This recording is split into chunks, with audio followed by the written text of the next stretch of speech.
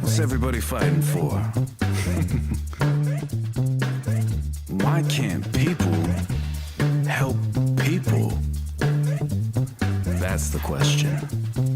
Oh my God, it's people helping people!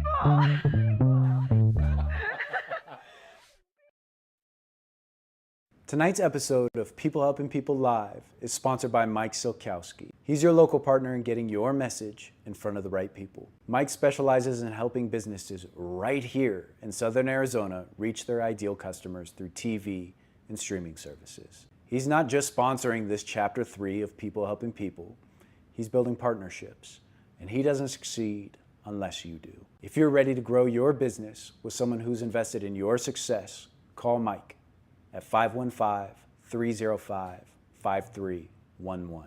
Again, that's 515-305-5311. This episode of People Helping People Live is sponsored by T-Town Boxing, Tucson's home for boxing, kickboxing, and recovery classes for all ages. From kids to adults, beginners to experienced fighters, T-Town Boxing offers a space to grow, train, and challenge yourself. So if you're ready to push your limits and join an amazing community, reach out to T-Town Boxing on Instagram at instagram.com/T-Town-Boxing or their website, boxingtucson.com. Again, that's instagram.com/T-Town-Boxing or their website, boxingtucson.com. This episode is sponsored by the Diabetes Network of Arizona, a community built by people living with type 1 diabetes for people living with type 1 diabetes. They host Arizona's only family camp for type 1 diabetics, giving kids and family a place to connect, learn, and feel understood. Every dollar raised stays right here in Arizona, helping local families get the care and supplies that they need. No one should ever face diabetes alone, and with your help, they don't have to. You can make a difference today by clicking the donation link in the description. The Diabetes Network of Arizona, building a stronger, healthier Arizona together. Let's get back into the episode.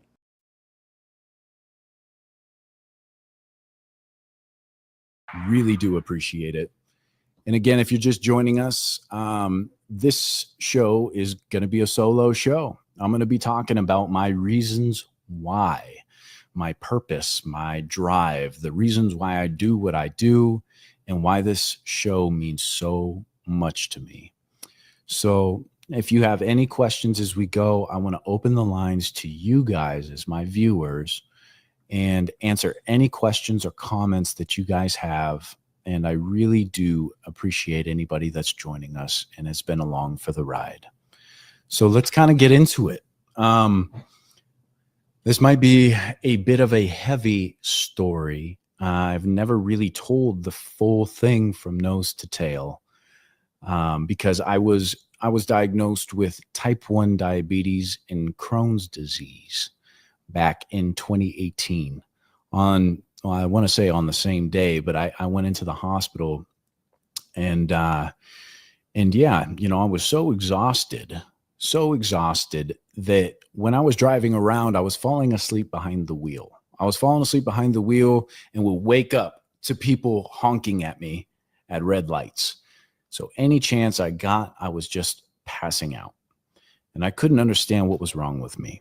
At the time, I had an incredible job at corporate AT&T. I had worked my way up the ladder from a salesman to a manager to an integrated solutions expert, to where I had a territory and I was out taking care of business and doing sales, almost like a freelance sales job. And yeah, I just, I couldn't keep my eyes open and I couldn't figure out why. So eventually I got so tired and so weak and so withered away. I drove myself into the hospital. I remember the last turn before driving myself into the hospital, my arms felt so heavy that it was hard for me to reach the top of the steering wheel to turn the car into the hospital. So I walked into the hospital and, They immediately rushed me in. They looked at me and just rushed me in.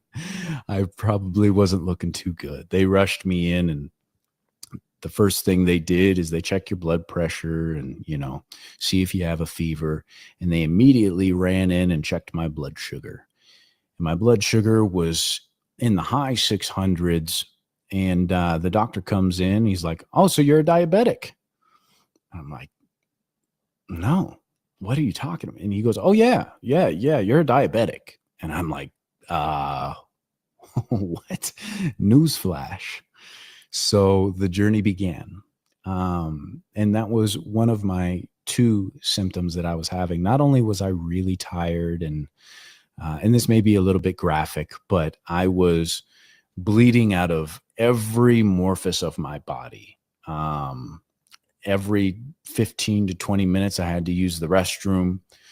And gosh, it was just, everything was a bloody mess, no matter what. I was throwing up blood. I was having nosebleeds. I was bleeding out of the front, bleeding out of the back downstairs. And it was just a really horrific feeling. I had like convulsions at the time. Like my stomach would just seize up and I would end up puking because there was so much pain. And so the doctor said, "Okay, well, you're type 1 diabetic. We got that dialed in. Let's figure out what's going on with your stomach." And so, oh, hello, Vince. I see you out there. Thank you for joining us. So in any event, they said, let's see what's going on with your stomach. And they started running a bunch of tests on me. They were trying to figure out if I had some kind of very rare bug that I guess I forget it. It had an acronym, and it was this really rare bug that you'd get from the Middle East. And so they kept me in solitary confinement. It felt like I was in an insane asylum because I was in this one room in the hospital that just had one little window. And before people would come in, they would put on hazmat suits. And so I'm laying there. I just learned I'm a type 1 diabetic. And now I'm being handled by people in hazmat suits. And they had to do all kinds of tests. When they're trying to figure out what's going on with your stomach, I mean, I had tubes in and out of every hole of my body at times. And yeah, I really was, I was scared for my life because I was losing weight extremely fast. I walk around comfortably at about 165, 175 pounds. And I think when I went into the hospital, I was about 145 pounds and dwindling quickly. So they're testing me, and I'm in this solitary confinement for almost 2 weeks. And they finally boil it down to having Crohn's, which took almost a month of them testing me in all these different facilities and bringing in experts. And so after that, they sent me home. They said, "All right, well, you're a diabetic. Here's some needles. Here's some insulin. Here's a huge stack of prescriptions." I was on maybe 8 different medications, and 6 of which I would have had to have taken for the rest of my life. And so I went home. And I was bouncing in and out of the ER so often. I'd go home and my blood sugars would spike again like crazy, and I couldn't get them down. No matter how much insulin I took, it would spike like crazy. And I eventually would drive myself back to the hospital, and I would sit there for another week or so, 2 weeks. And this happened for a good 6 months. And I remember specifically, I'm down to about 125 pounds at this point. I'm just losing weight so fast. I'm sitting on the toilet. It's just full of blood. I have my head in the, I'm sorry if this is really graphic, but this is the reality of what had happened. I had my head in a bathtub, and the bathtub is full of blood. And yeah, so I ended up driving myself back to the hospital, and I'm sitting there in the ICU. There's people around me that had much worse things going on in their lives. I remember there's people to my left having seizures. The guy to my right, he had some terminal disease. And there I was, and I'm getting poked and prodded and tested, and they're figuring out why, the budesonide and all these other drugs that they gave me aren't helping. So yeah. And my ma calls me, and I remember this moment specifically. My ma calls me, and she is in tears. Now, my Nana wasn't doing so well at the time, her mother. So she calls me. She's completely destroyed. She's in tears. And my papa as well, my Nana's husband, is dying as well. So I'm in the hospital in the ICU. My family doesn't know this at the time. And I remember calling my mom, and she's bawling her eyes out because her mom is passing. And I had to mute the phone because there's so much happening in the ICU, and the heart monitors are going off, and people are coming in to check and make sure I'm still alive. And the guys next to me, I just remember the guy next to me having grand mal seizures all the time. And there's people getting wheeled in and out. I mean, it's chaos for anybody that works in the hospital and caretaking businesses. My hat's off to you, because that is not an easy job. And they definitely saved my life. But anyhow, I'm on the phone with my mom, and I have to mute the conversation so she can't hear that I am clearly in a hospital, and just save face for my mother, because I didn't think that she could handle her son dying in Arizona while she's in Oregon, her mom dying, and her stepdad not doing so well. So I just kept it in. Fast forward, I eventually told my mother after my Nana had passed what was going on. And she came down to visit me, and she had to remind me after she visited me how weak I was. And I'm sorry, guys, this is tough for me to talk about. Like I said, I've never told this story through and through. But she had to remind me how weak I was, because I was on so many pain medications. I was on so many different types of drugs that these doctors were prescribing me just so I could eat food and stay alive. But she had to remind me how weak I was. And, I could barely make it up the stairs without grabbing the railing. And I had to have her open up a bottle of water for me. And I just was laying in my bed. I couldn't do much. And when she left, she told me that she thought it was going to be the last time that she saw me. So she flew down my sister and my cousin to see me before what she thought was an inevitable was going to happen. And my sis and my cuz, they come to visit me, and I'm still in the bed, withering away. I'm down to about 120 pounds at this point. Just skin and bones. There's nothing left. My body has eaten itself and has come out of me in any which direction. So they came to visit me, and they really put on a good show. And what they had told me afterwards is that every time they left the room, they would just break down crying because of the state that I was in, the way that I was looking and acting and feeling. So yeah, it was a scary time, to say the least. And fast forward, I'm still alive, thankfully, right? But fast forward, and I called my mom because I lost my AT&T job. They fired me because of this situation. I was about to Well, I lost my house, but I was on the cusp of losing my house when I called my ma, and I lost everything. So I had worked my way up this corporate ladder. I had built this life that I loved, and it all just came crashing down.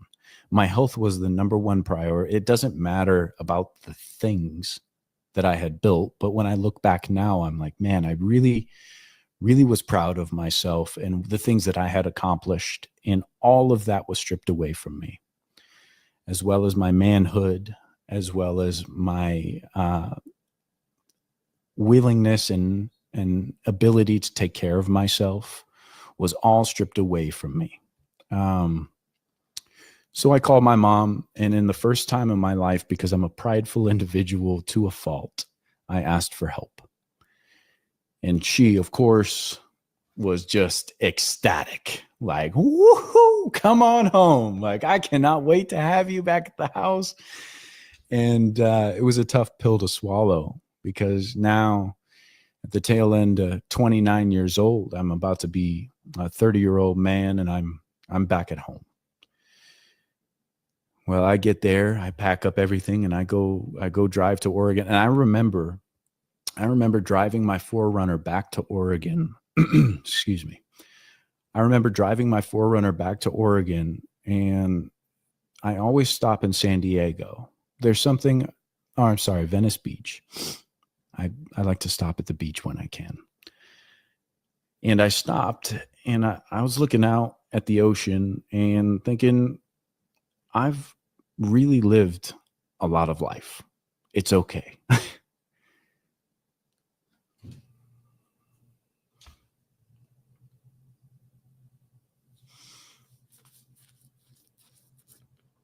So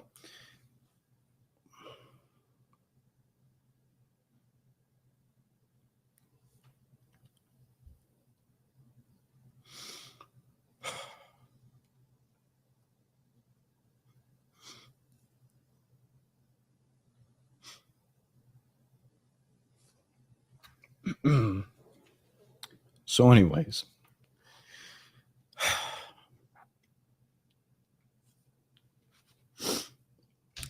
I head north, and I make it home. So it's all good. I'm back at the house. I apologize, guys, but I make it home, and now the recovery begins. I eat one meal for 6 months. I eat nothing but carrots, potatoes, celery, and onions.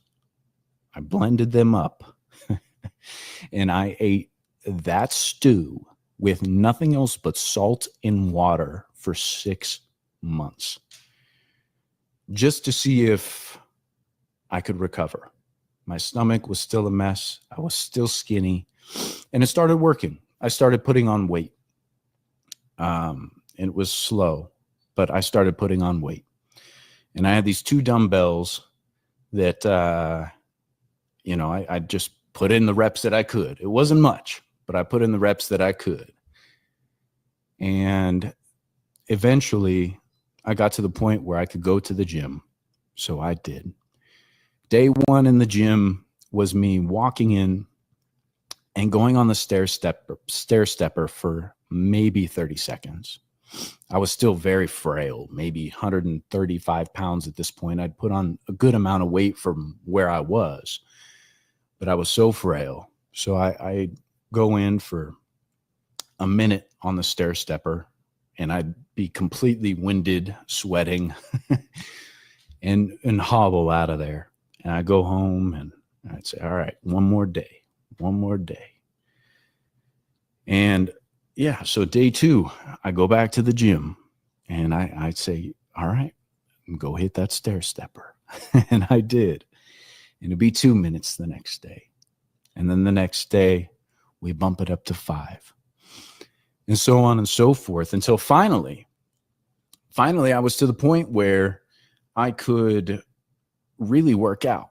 And I was spending, an hour, 2.5 hours, 3 hours. I mean, it was such an amazing escape and getaway from being home and sick.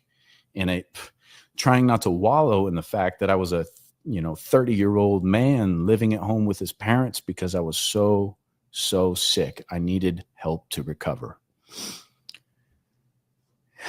Then I ended up going down to Mexico. I went to Mexico because I heard that there was a cure for type 1 diabetes or a cure for autoimmune diseases, and that was stem cells. So I went to Mexico, my ma and I got stem cells. Granted, I was still having stomach issues. I was still having a lot of ups and downs and highs and lows with my diabetes because I was learning now how to become a diabetic after 28 years of never even really looking into it or knowing much about it. So I'm relearning how to eat. I'm relearning how to live. I'm relearning how to hydrate. I'm relearning how to exercise and rebuilding my body, my mind, everything around me. And I went down and got stem cells. Stem cells changed my life in so many ways. Now, did they cure me of type 1 diabetes? No. Did they cure me of Crohn's disease? No. But what stem cells did was they gave me the energy to be able to take on more. The energy that I got from the stem cells was unlike anything else. When your health is stripped from you and you don't have the energy that you used to have, and then all of a sudden, within one injection, one drip, you're back to where you used to be, if not better.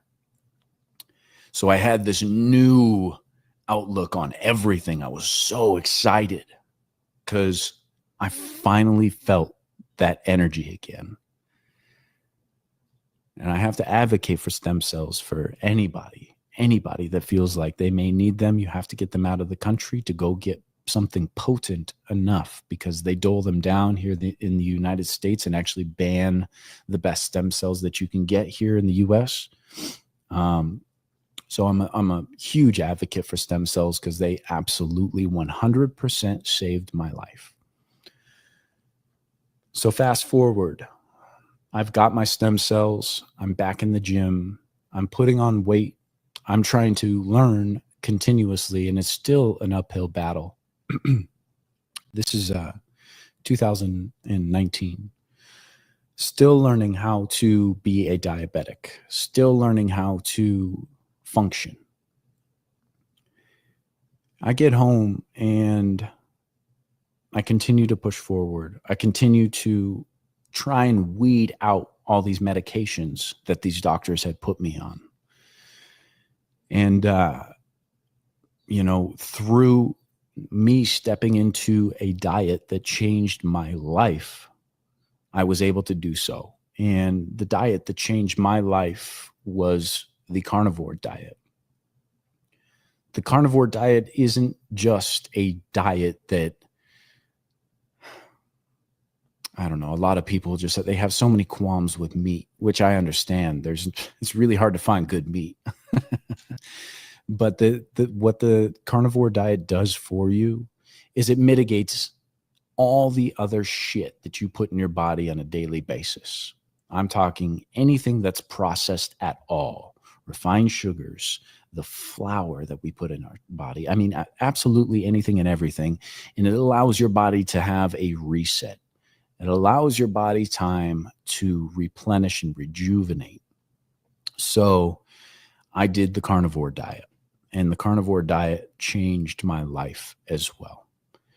It completely helped me get my Crohn's under control. And these stem cells, in conjunction with the carnivore diet, got me to a point where I was so strong that I took on one of the most physically demanding jobs in the United States. And I took on this job for multiple reasons. And I see you guys leaving comments over there. I am 100% going to address all of your comments and questions after I finish this story. And I really appreciate everybody stepping in and hearing me out. And I'm sorry, this is a bit of a heavy episode. I'm trying to lighten it up a little. But this is my why. This is my reason. So I stepped into one of the most physically demanding jobs in the United States and went out to the oil field.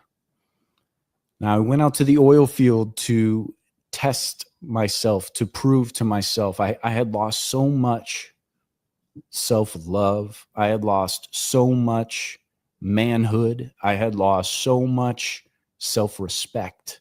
And my self-talk was so bad that I had to take on something that would allow me to prove to myself that I'm still worthy. And so I took on a job in the oil field. I was a wireline operator out there. For anybody that knows anything about the oil field, I'll give you a little inside baseball. I was a wireline operator in the oil field. We worked 20 days on, 10 days off. A lot of times we would work through those 10 days and do a 50-day run. We would work 16 to 20 hours a day, 7 days a week until our time off. And again, sometimes we work through our days off. So coming from doing stem cells, eating this diet, touch and go at the gym, now I'm in the oil field. And I remember after day one in the oil field, I had to go to Walmart. And I was so fucking beat up. I was having a hypoglycemic attack. I have my cart in front of me, leaning over the cart, could barely walk because I had huge blisters on the bottom of both of my feet. My ankles were swollen.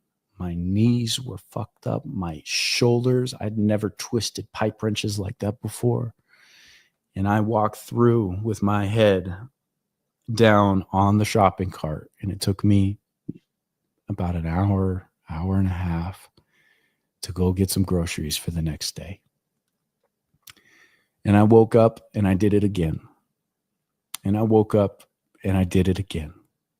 And I woke up and I did it again.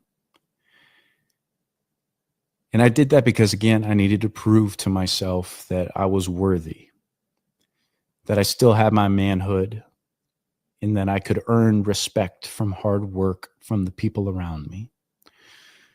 Because I didn't know if I was capable anymore after what I had been through. So in 6 months of me being there, I became a lead operator, which a lot of my friends that I worked alongside were lead operators, and it took them years to get to those positions. I worked my fucking ass off. I woke up before everybody, made sure my whole crew was ready to go. After every single job, we'd build these giant pipe bombs and we break down. They're called barrels. After every single shift, I would spend the extra hour and a half to 2 hours to go drive all of our barrels off the location. And that earned me a lead position out there. And it was the most gratifying, it was the most fulfilling, and feeling that respect from people because of what I had done in the short period of time. And nobody knew my story. Nobody knew where I came from. I kept that shit under wraps. But I knew that I just came from absolutely nothing and just was stripped of everything, and I had to rebuild.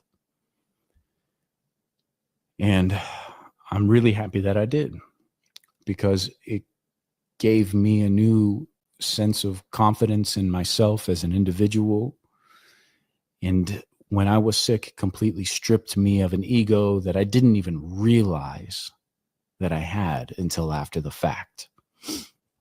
So that leads us to today, where I'm a type 1 diabetic who also suffers from Crohn's disease. I still have both. They don't just go away. And I'm here trying to make an impact and give back and spread wisdom, love, and hopefully my story can help somebody else who needs to take one day at a time. If they've been stripped of everything, it's never too late. And it just takes a little bit of grit and a little bit of time. And if you just never bite off more than you can chew, and start with baby bites. You can really accomplish so much. And I hope that this inspires somebody out there. You know what? I'm going to show you guys a photo of myself at 120 pounds. I really want to show you guys just behind the curtains. Like I said, I want my audience to be along for the ride. I want you guys to be able to, oh God, this is really hard to look at. Hopefully relate. And let me show you when I was at my sickest at 120 pounds. Like I said, this is tough for me to even look at. Oh boy. But yeah, this is me at 120 pounds, basically on my deathbed. And now I'm walking around at anywhere from 172 to 175 pounds. And I'm so grateful that these two diseases didn't take me out, because now I'm here with a platform, able to connect with people and show them that there is a way. If you have grit and you have support, there is a way. So anyways, that's that photo. And I really appreciate you guys listening to my story. Like I said, I've never told it in full, and I'm sure I left out a bunch of details. But I'm going to go ahead and go through the comments here, and let's open some discussion between us. I really do appreciate you guys being here and hearing me out. Let's see what we've got. Okay. Let's go through some comments. Ladies and gentlemen, thank you so much again for all the support. Kayla Coffee, I see you out there. I'm so happy you made it through. I love you so much. I love you too, Kayla. And I couldn't have done what I did without your help. I met Kayla 6 years ago, and she was there by my side when I was so sick. And she just did not want to leave my side. And we come back 5.5, 6 years later, and I went home to get help because I needed it. And she was here. And now I get to call her my girlfriend. And I am just such a lucky person, because she's so perfect. And I'm just happy that we get to build something together. So I love you too, baby. Tom Cat, we see you out there. He says, stem cells are dope. Yes, they are. I just got off the phone with my uncle earlier, actually. And he had said that his girlfriend just went and got stem cells in her knee and I believe her lower back. And her hair is growing thicker. Her nails are growing thicker. Her skin is looking better. Her knee is doing better. Her back is feeling better. Her arthritis is going away. Stem cells are dope. You are right. Tomcat. Does this dude take beef liver? By this dude, he says, does this dude take beef liver? By this dude, I assume you mean me. And yes, I do in capsule form. I tried to eat it back when I was on the actual carnivore diet, and I just couldn't stomach it. I couldn't do it. So I don't know. Maybe you guys have a good way of preparing beef liver, because I would like to. It's just so freaking packed of nutrients. And I would love to be able to eat it just for the health benefits, but I take capsules. Probably not quite as nutrient dense, but yeah. That's what it was. Tomcat says, what job? I was a wireline operator in the oil field. So we built massive pipe bombs, and we called them barrels. You'd spin the barrels together with a giant steel sub in the middle that would hold the barrels. You lift that up with a crane, and you drop those huge guns about 5 miles deep. And then they get pushed with water all the way underground. Then a logger would blow up the barrels, which would perforate the line, and they suck the oil out. So, yeah, we were wireline operators. Tough gig. And, yeah, I mean, I destroyed my body out there. And it was in North Dakota. So, it'd be -30 with a -60-degree wind chill. And as a diabetic, you don't have very good circulation. I had a bunch of hardware in my ankle, a bunch of screws and nuts and bolts.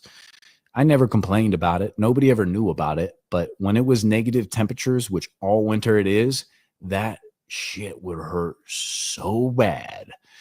And it would seize up on me. And I'd come home and I forget what it's called, but my leg would be so swollen and I'd press on it and my fingerprint would go in like an inch and just stay there for, 10 minutes.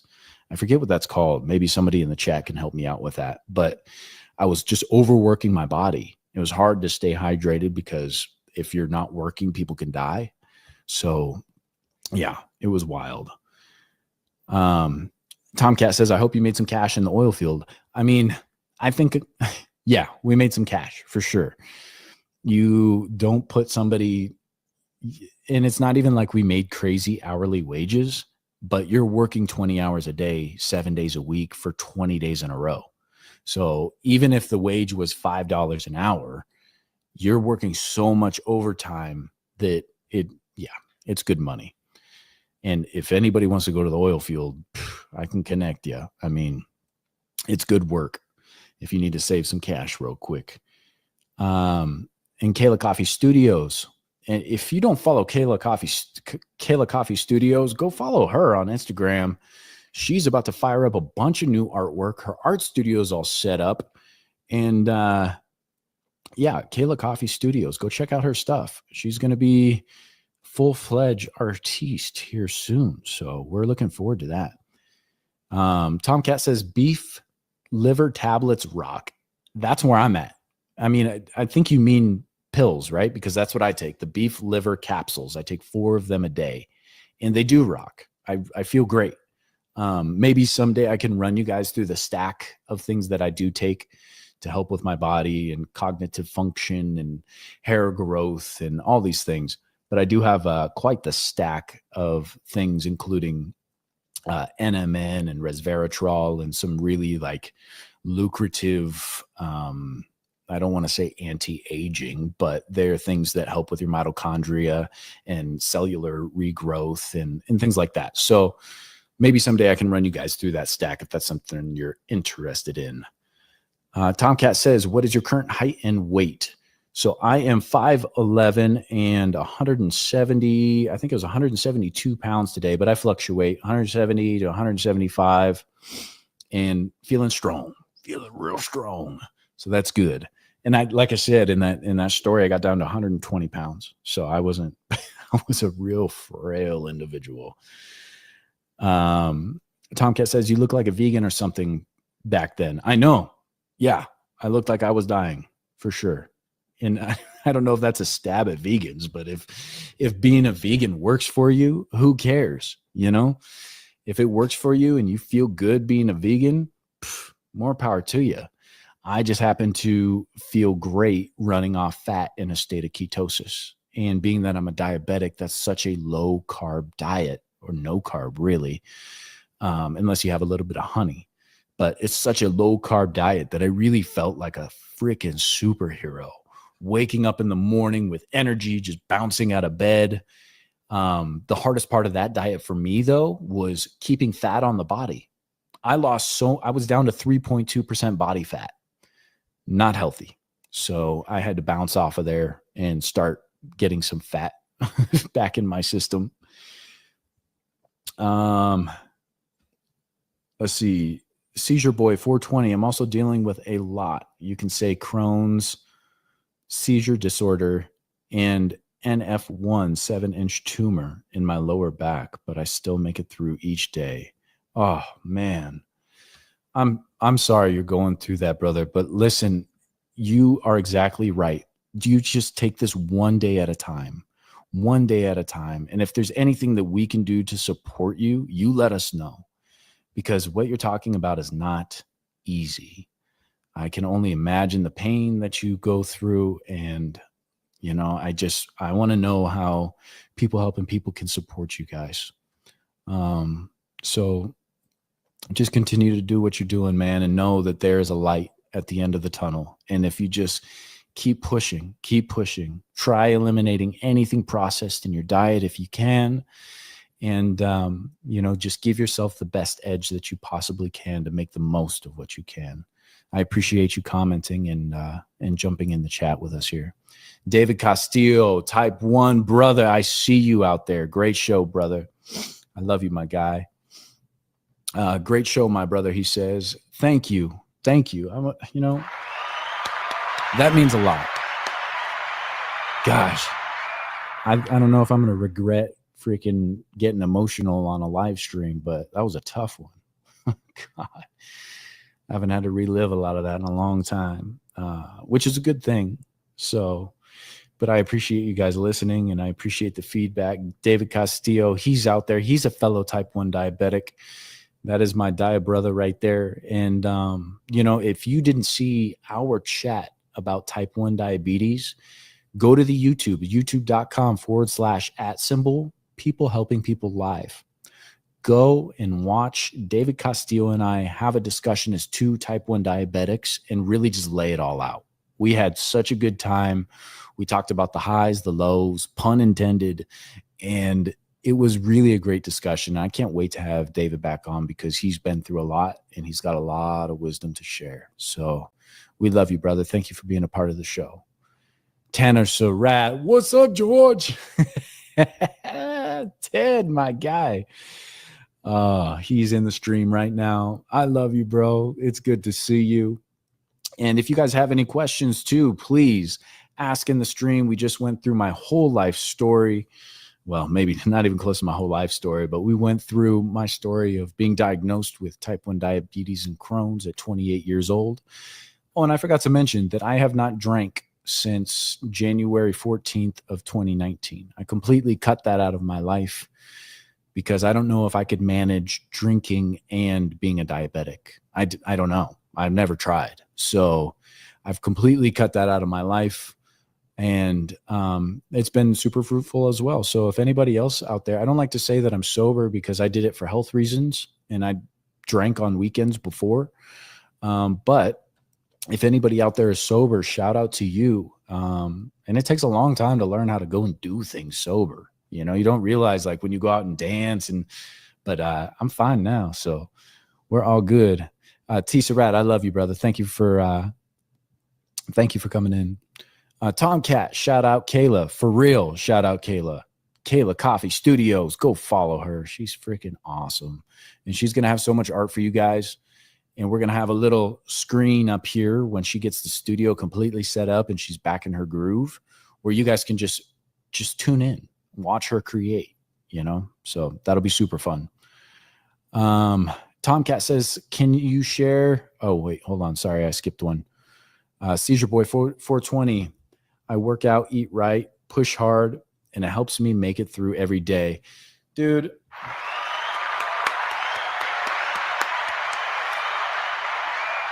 As you should. That is beautiful, man. Continue that, and continue to help other people do the same. Like, that's beautiful, man. You got a lot on your plate, and it sounds like you just continue to just take one day at a time and do the best that you can do.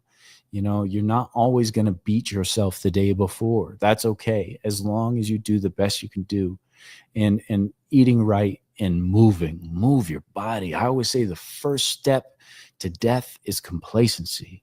So move your body. And man, it sounds like you're doing all the right things. And I appreciate you being in here with us and sharing some of your story, man. Tomcat, can you share your stack? Yes, not right now, but I will share my stack because I think I have, probably 10 pills that I take a day. Anything from NMN, like I said, resveratrol, TMG. I can just go off the top of my head. Some beef liver, D3, K2, L-tyrosine. Yeah, that's it for now. But yeah, it's a crazy stack. Tomcat says, sounds like a dangerous job. At least you still got all your fingers. Thank God. I did get frostbite on my ear though. And I have both my ears. So just that's a good thing.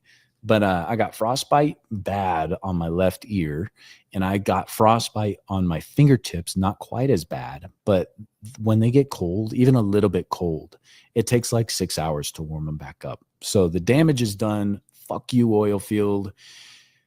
I mean, it's such a double-edged sword. You gave me all the tools to be able to do what I'm able to do now, but still, you totally destroyed me in multiple physical ways. So we made some sacrifices out there. 857 Tucson. Yeah, that is Damien over there. He is the man. We had him on the stream as well a few days ago. So if you want to catch up with Damien, we had a great sit-down conversation about what he's got going on, what his goals are in the future. And really, we just embodied what people helping people is all about and just dove into how we can help support Damien in any which way. And yeah, he runs the 857 Tucson Facebook page. Thank you for, he says, hey guys, thanks for sharing your story of recovery, Alexander. Thank you for listening. Thank you. Like I said, I haven't opened those wounds in a long time. So it was kind of tough for me to get through that. But I really do appreciate you guys stepping in and listening. Tomcat says, are you talking about Charlie horse? Those can be super painful. Hydration. I don't remember what that was in reference to. That was about 10 minutes ago.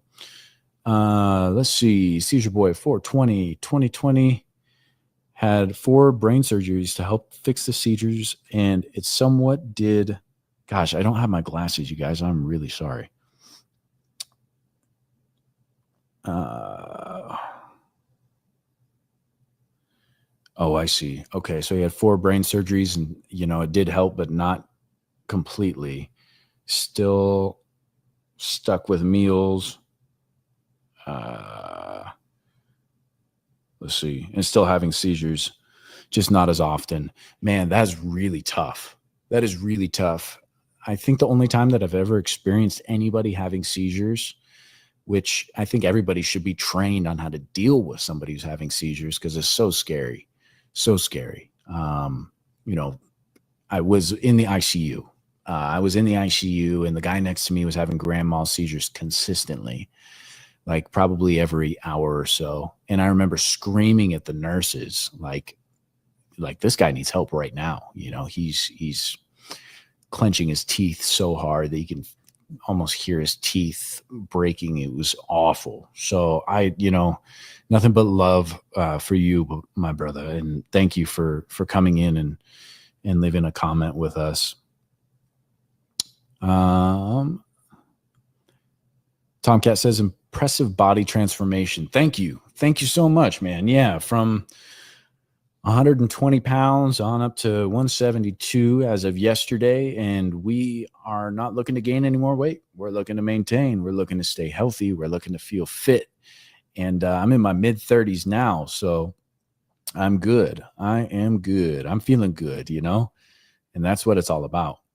Endeavor to preserve says, dude, with some cool glasses on. Yeah, dude, I'm with you. Let's see.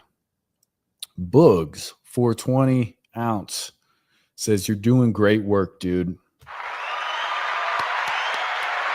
Thank you. Thank you. I can't tell you how much I appreciate that. I just want to help people so damn much. So this is the epitome of everything I've ever learned, with the production company. I started Type 1 production to hopefully give back to people with type 1 diabetes. And I still want to do that with this show. I still want to give back, but I have the production company. I've, been making music my whole life and filming and taking pictures, and all of that boils down to this: people helping people. And I get to put all those skills that I thought were just throwaways and dang it, this didn't work out or that didn't work out. And I get to put them into one show. So thank you, Bugs 420 OZ. I love the name, man. That's great. Tomcat says, alcohol is empty calories. It really is. Yeah. And, I say that when I'm 60 years old and I'm sitting on my piece of land and I got a nice little porch with a nice porch swing, maybe I'll crack open, some whiskey. I'll have some whiskey on the rocks with a nice cigar. But until then, I feel better without booze. I don't need booze to go out and have fun anymore. A couple of years, it's like working out for real. I had to go out and force myself not to drink and have fun. And it wasn't easy. How can I be social without a couple of drinks? But you learn. It's a skill and you learn. Tanner Surratt says, thank you for being strong and pulling through, brother. The world is better with you in it. Oh, come on. I've done enough I've done enough tearing up this episode. Thank you, brother. I appreciate you, man. Seizure 420. Seizure Boy 420 says, it's a lot better now. I used to have seizures daily. Now it's like one every month. Dang. That's, like I said, that's such a scary thing. And I think, again, it's really important for people to go to a class to, one, know how to administer CPR. To know how to administer CPR, I cannot tell you how fucking important that is. When shit hits the fan and somebody needs help, somebody's got to step up. You need to know how to do the Heimlich, help somebody who's having a seizure, and administer CPR. Those three things. When people are scrambling and you know what to do, take control of the situation and help a human being out, you can save a life. So I cannot emphasize that enough. They're super, super important. Also, Seizure Boy 420 says, also was on 6 meds before surgery, now only 3. Good for you. We love it. Keep it up, man. I would love for you to just keep checking back in with us and letting us know how you're doing, because that is amazing, man. That is amazing. Yeah. I'm taking 0 medication besides insulin. I was on a huge stack of meds and I am on 0 medication now because of my lifestyle. Do I still struggle? Yeah. Do I still have stomach pains? Yes. Do I still have to take insulin and watch out for highs and lows? Absolutely. But I'm off of all prescriptions. I am off of all prescription drugs that they told me I had to be on for the rest of my fucking life. And we did it. We made it.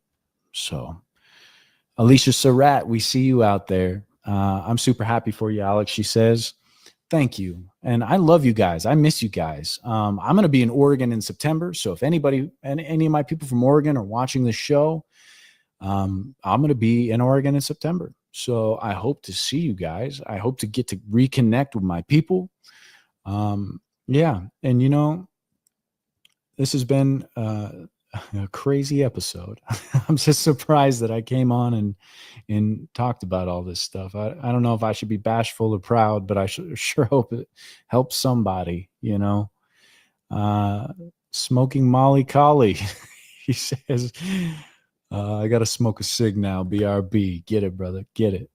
And that's my one addiction, no shame. I don't smoke cigarettes, but I'm still addicted to nicotine. I have been for 20 some odd years. It's my one vice. I don't drink. I don't really do anything else, but I definitely need my nicotine. So there's that. I just take my little nicotine pouches and it's good to go. But in any event, I want to shout out our sponsors real quick. Let's jump over there and give some love to the people that are loving on us. And thank y'all for coming into the show as well. All right, here we go. This one's for you, T-Town. This episode of People Helping People Live is sponsored by T-Town Boxing. Tucson's home for boxing isn't just a boxing. God dang, T-Town. We love you guys. Jake over there at T-Town, he runs an awesome gym. So we really appreciate your support, and we are proud to be representing T-Town Boxing here in Tucson. Let's see. I'm going to jump into a few more comments. If anybody has any questions, I'm willing to just run this. If people have questions for me, I'm willing to run the show as long as we need to. If we die out of community outreach and comments, then we'll just end the live. But again, I just shared that story with you all, and I appreciate you listening. And Boogs 420 OZ, he says, be proud, brother. Thank you for that. Thank you for that. And that is for you guys. I don't like to share that stuff. I don't like to share that stuff often. So you guys, I hope to hook something from that. I hope that a little bit of triumph in your life, hearing that it's doable, can help you through whatever you got going on.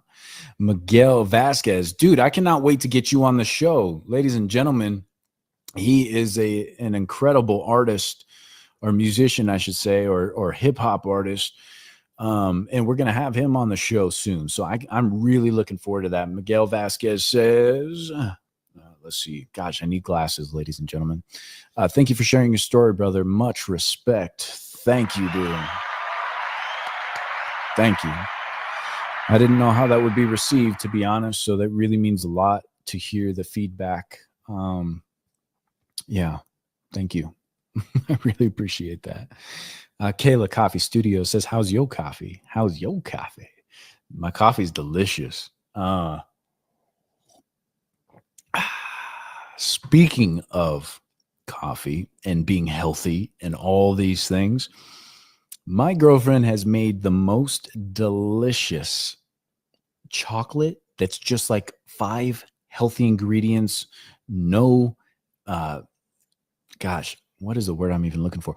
No preservatives, no foods that are synthetic. I mean, it's just like the most delicious, delicious. Oh, I can't talk anymore. That was a tough show for me, guys. Yeah, but anyways, a super healthy chocolate. Maybe we could do a little cooking segment. Would you guys be into that? Do a little cooking segment where we show you the healthiest chocolate in the world.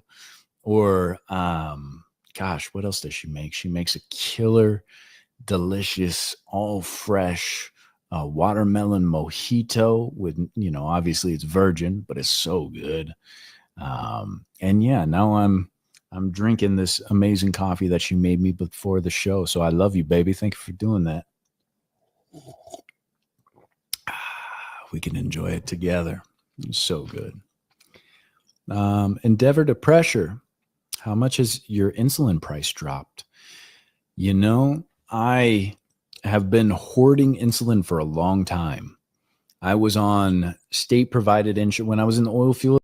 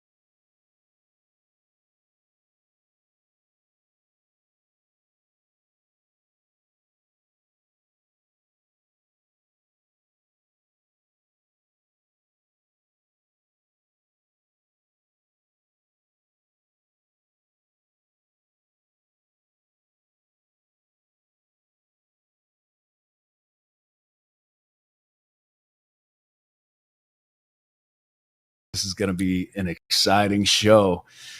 All right, let's make sure our Instagram is up and running. We are looking good. Very nice. And I'm not going to waste any time. I'm just going to dive right in and say, welcome in, ladies and gentlemen, to another amazing episode of People Helping People. Before we dive into this amazing conversation with my brother here, David, We're going to kick off a little bit of intro music, and then we're going to get things fired off. So here we go.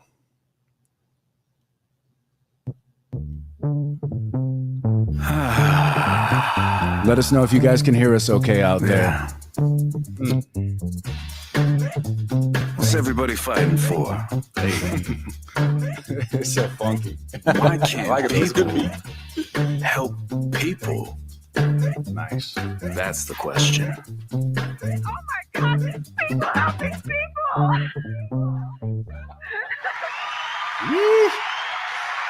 All right. Ladies and gentlemen, it is day 2 of 30 live shows in 30 days. And I am so excited. I'm sitting here with my brother, David Castillo. Yes, sir, welcome my to the man. show, man. Thank you for Welcome having to me. the show. Absolutely.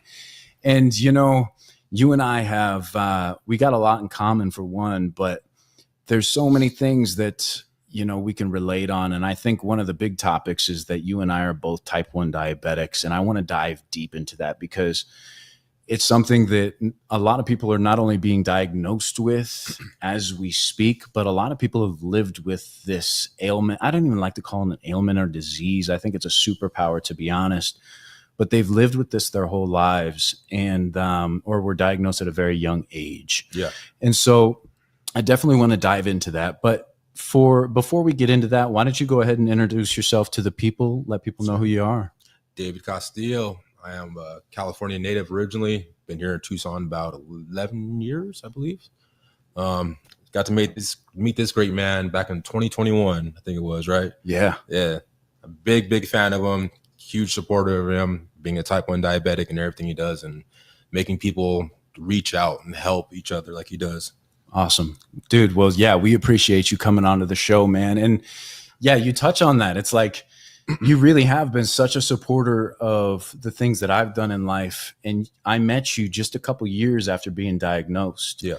And I was kind of on my comeback journey. You know, for those of you that don't know, I was diagnosed with type 1 diabetes late in life. Of the 1% of individuals that don't eat themselves into diabetes, I was diagnosed at 28 years old, and almost lost my life multiple times. And on my way back, my journey to recovery and learning how to be a diabetic, I ran into you. And how did that start out? Do you remember that? Yeah. I was at the hut.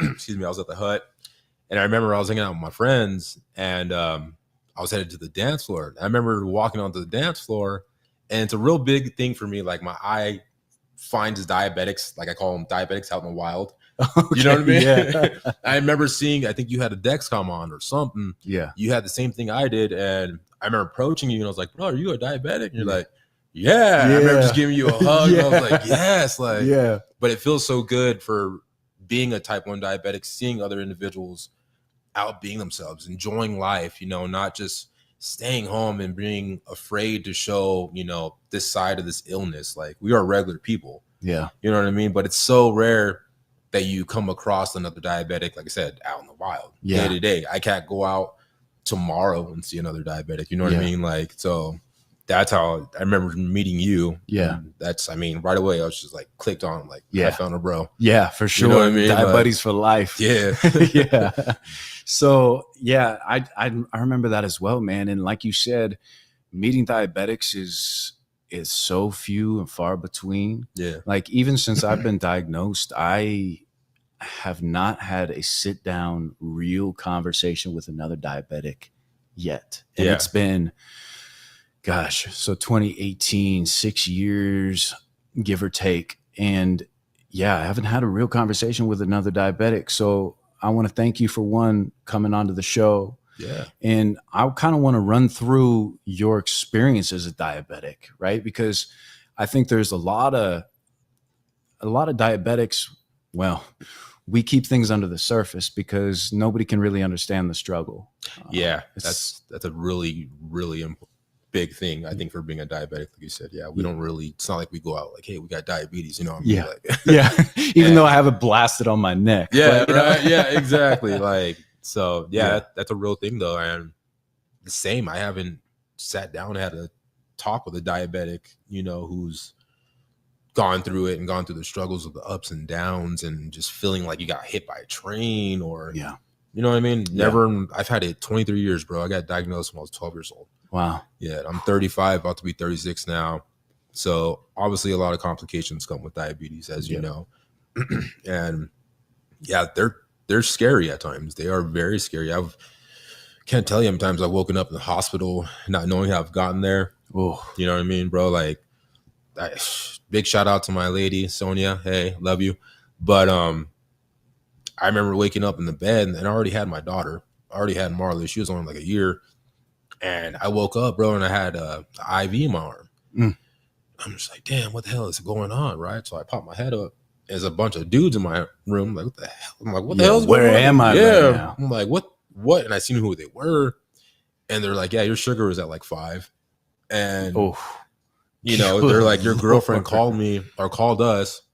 And yeah, like, so cases like that, they suck. I mean, unfortunately, it comes with being a diabetic, as you know. I mean, one of your last podcasts, you had a low sugar. Yeah. And I mean, me and you know the symptoms. Yeah. You know, we'll start sweating. We'll get shaky, incoherent, not know what's going on. You handled it quite well, by the way. I seen you sweating. You're just like, I'm like, oh man, bro, sugar's going low. Going like, through it. Give me some juice, me. You know what I mean? Like, yeah. It's a real hassle, man. Let's dive into that a little bit, man, because I take me back to, you said you were diagnosed at 12 years old. Yes, sir. Yeah. Okay. So at 12 years old, you were diagnosed. Was this something that ran in your family or were you the first? Yeah. So I never knew my biological father. Same. He was never in my life. So when I got diagnosed, it was kind of just like a slap of like reality. Just like my whole life changed. You feel me? Like, and we couldn't figure it out. And I love my mom because she's always been my biggest supporter, you know, and she thought originally it came from her but no one, so my mom's is adopted. So she didn't know if anyone on her side had it. You know what I mean? So it was like, it's kind of like a ball toss, or maybe I just got screwed in the pooch and got cut with a chronic illness. You know what I mean? But I found out, it's a weird story. I'm trying to make it short.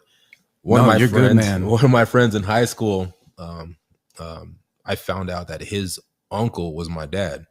Whoa. Yeah, it was random as hell. I only seen one picture of my pops or my real dad, but my mom's. And so my buddy on Facebook posted a picture of him. He's like, rest in peace, Uncle Poogie. I was like, what? I was like, how you know him? He's like, that's my uncle. I was like, nigga, that's my dad. He's like, what? Whoa. Yeah, like mind blown, right? Holy shit. Never knew anything. We lived in the same hood and all that stuff. But so that opened up a whole nother realm of family, because he started reaching out to like my aunties on that side, and they started hitting me up, whoop-de-whoop. And I started asking, like, has anybody in our family got diabetes? Yeah. And they're like, you know, all your aunties have diabetes. Whoa. And I was like, damn, like, okay, so that's where it came from. Yeah. You know what I mean? So I knew it was in my blood. I knew it was my DNA. So, and how old were you when you were figuring this all out? Oh, damn. About getting it from my dad. Okay, so you get diagnosed at 12. Yeah. Right? And then did you figure out that he was your father after the fact and then start asking all these questions? Or I think I found out that it came from his side. I think it was like my first semester in college. Oh, like okay. 19, 20. Okay, so you'd had it for a while. Yeah, I was more grown up. Yeah. So, I mean, yeah, it was a big shock. It's kind of like a stress relief because I can tell my mom it didn't come from her. You know what I mean? Our moms are like, I'm sorry. You know what I mean? That's their job, but it didn't come from my mom's. Yeah. So that's where I ended up getting it from. It was hereditary. I see. Okay. Yeah. Yeah. And how did things change? So, you know, up to 11 years old, up to 12 years old, kind of walk me through when you were diagnosed. Were you in a state of ketoacidosis, or was it like, what had happened? Man, so I was at a jazz festival in Long Beach because my best friend, one of my best friends, his dad was, he used to set up like stages and stuff. So we had VIP access and all that good stuff for 2 days. And so I was just being a 12-year-old kid, eating brownies, eating a bunch of random stuff. You know what I mean? I wasn't a sugar fanatic. Don't get me wrong, by all means. Yeah. I barely drank any soda. But I remember we went to the Queen Mary, dude, and no joke, bro, like every 10 minutes, I was peeing like a gallon of piss. Oof. Yeah. And I couldn't figure out what was going on. And so I remember walking around the Queen Mary and like getting really, really lightheaded. Like my vision was shutting out, and I was just like, damn, like this is weird. Mhm. You know, and I was like, can we go back? So we went back to the jazz festival, left that place at like 10 o'clock at night, got to my boy's crib back in the hood, and he lived like a block away from me. And I remember going to sleep on his couch, and I woke up like every 15 minutes having to drink something. Well, I mean, back where we lived, you didn't really drink the tap water. You know what I mean? Like, so, but the only thing he had was like Dr. Pepper, bro. Yeah. So I'm waking up and I'm chugging this Dr. Pepper, dog. I must have chugged like a whole 2 liter. Yeah. And the same thing, I'm pissing my brains out. I'm like, damn, what's going on? You know what I mean? I woke up early in the morning because at this point, my nerves were shutting down from having such a high sugar. Yeah. So I was like, all right, bet. Like I said, he lived right around the block from me. And it took me like a half hour to get there, which is not normal at all. And so I got home, woke up my mom's, and she's like, all right, you know, I'll come check on you right now. I went and sat on the couch in the living room. I think I blacked out for a while because I don't really remember exactly what happened. But my mom said she came in, I looked like a zombie. Oof. So her and my uncle, It was terrifying. Yeah. Your little boy is just like not doing good. and I had lost like 26 pounds Oof. in those 2 days. Yeah. So they put me in the car. We're driving to the emergency room. I'm like, damn, like I'm thirsty. You know, being high blood sugar, Yeah. you got cotton mouth. Yeah. I mean, you cannot swallow. No matter what you do, you're like choking. Yeah. So she's like, what do you want? Well, if you're really high blood sugar, you crave more sugar. It's weird. Believe me, it sounds weird, but it's a real thing.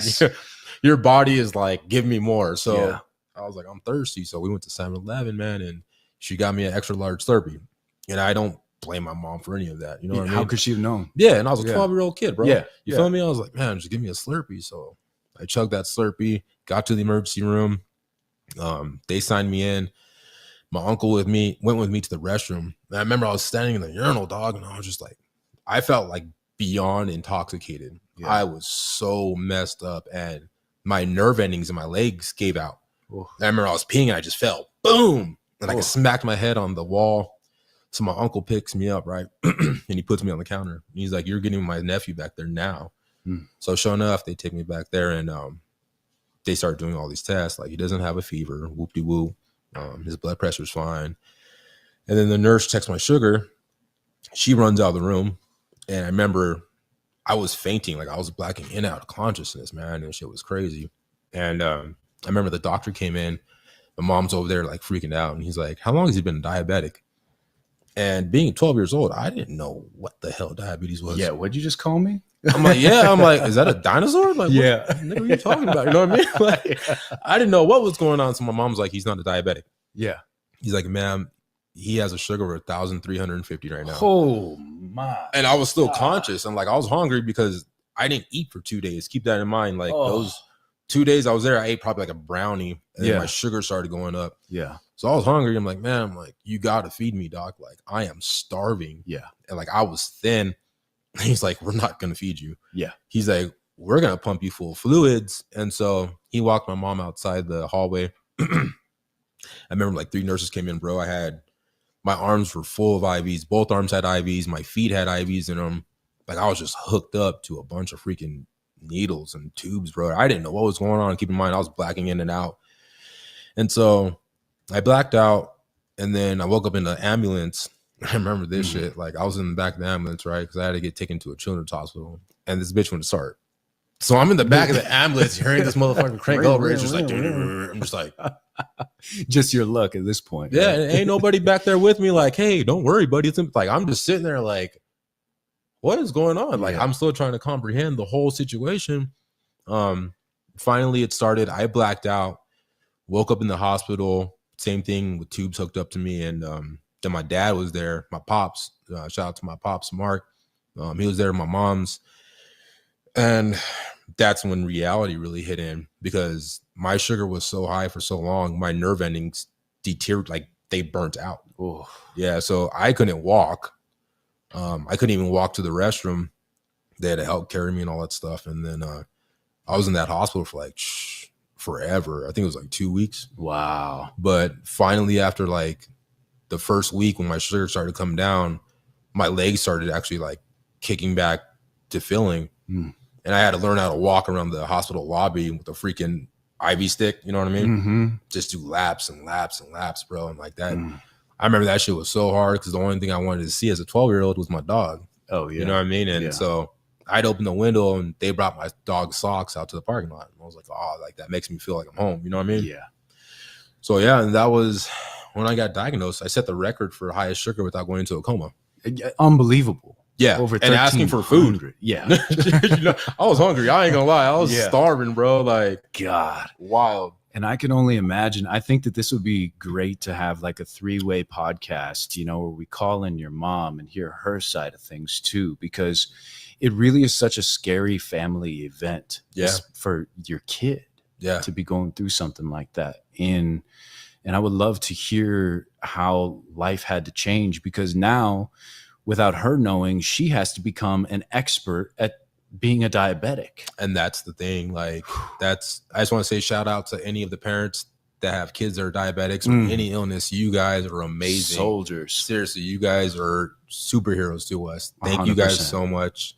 Mom, if you're watching, I love you so much. If you weren't here, I wouldn't be here. Yeah. Like, some real talk. And it's amazing what the parents are willing to do and what they have to do. You know what I mean? Everything changed. Everything changed. And I was so young, I didn't know what to do. So my mom took over. Yeah. You know what I mean? So yeah. So walk me through that a little bit, as far as like, now you got your legs back under you, you know, you're getting your feeling back, and I'm sure that you had multiple hospital visits after the fact, but what changed at home after that? I mean, your mom obviously had to dive headfirst into this new endeavor and how to take care of her son, who is a newfound type 1 diabetic, and being that she didn't have in her family, may not have been familiar with it. Like, how did things change around the house? It was weird at first, you know. Like, I remember when we came home with a big ass, like a duffel bag of needles and Humalog and Lantus. Yeah, like, I still hate needles. My tattoos and stuff like that, those are different. But injections, like giving blood, to this day, I want a Band-Aid after I get blood. Give me a balloon or something. You know what I mean? Right. So when we came home, it was just kind of like a big slap in the face. Like, hey, sorry, this is your life now. Here you go. Figure it out. Yeah, here's your that's stuff. how it is. Like, hey, they just hand you your stuff. Yeah, figure it out. You've got a dead freaking organ. Sorry. Yeah. Is how, you know what I mean? So I still had to learn about diabetes. Yeah. I didn't know carb counting.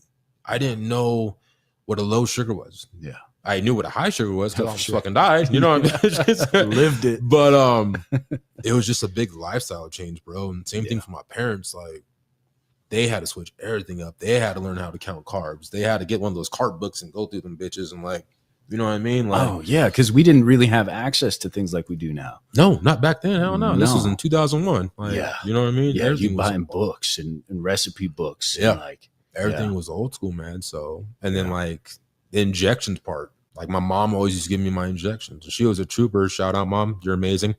But as I started getting older, obviously, boys would go through puberty. You develop muscle. I started doing sports.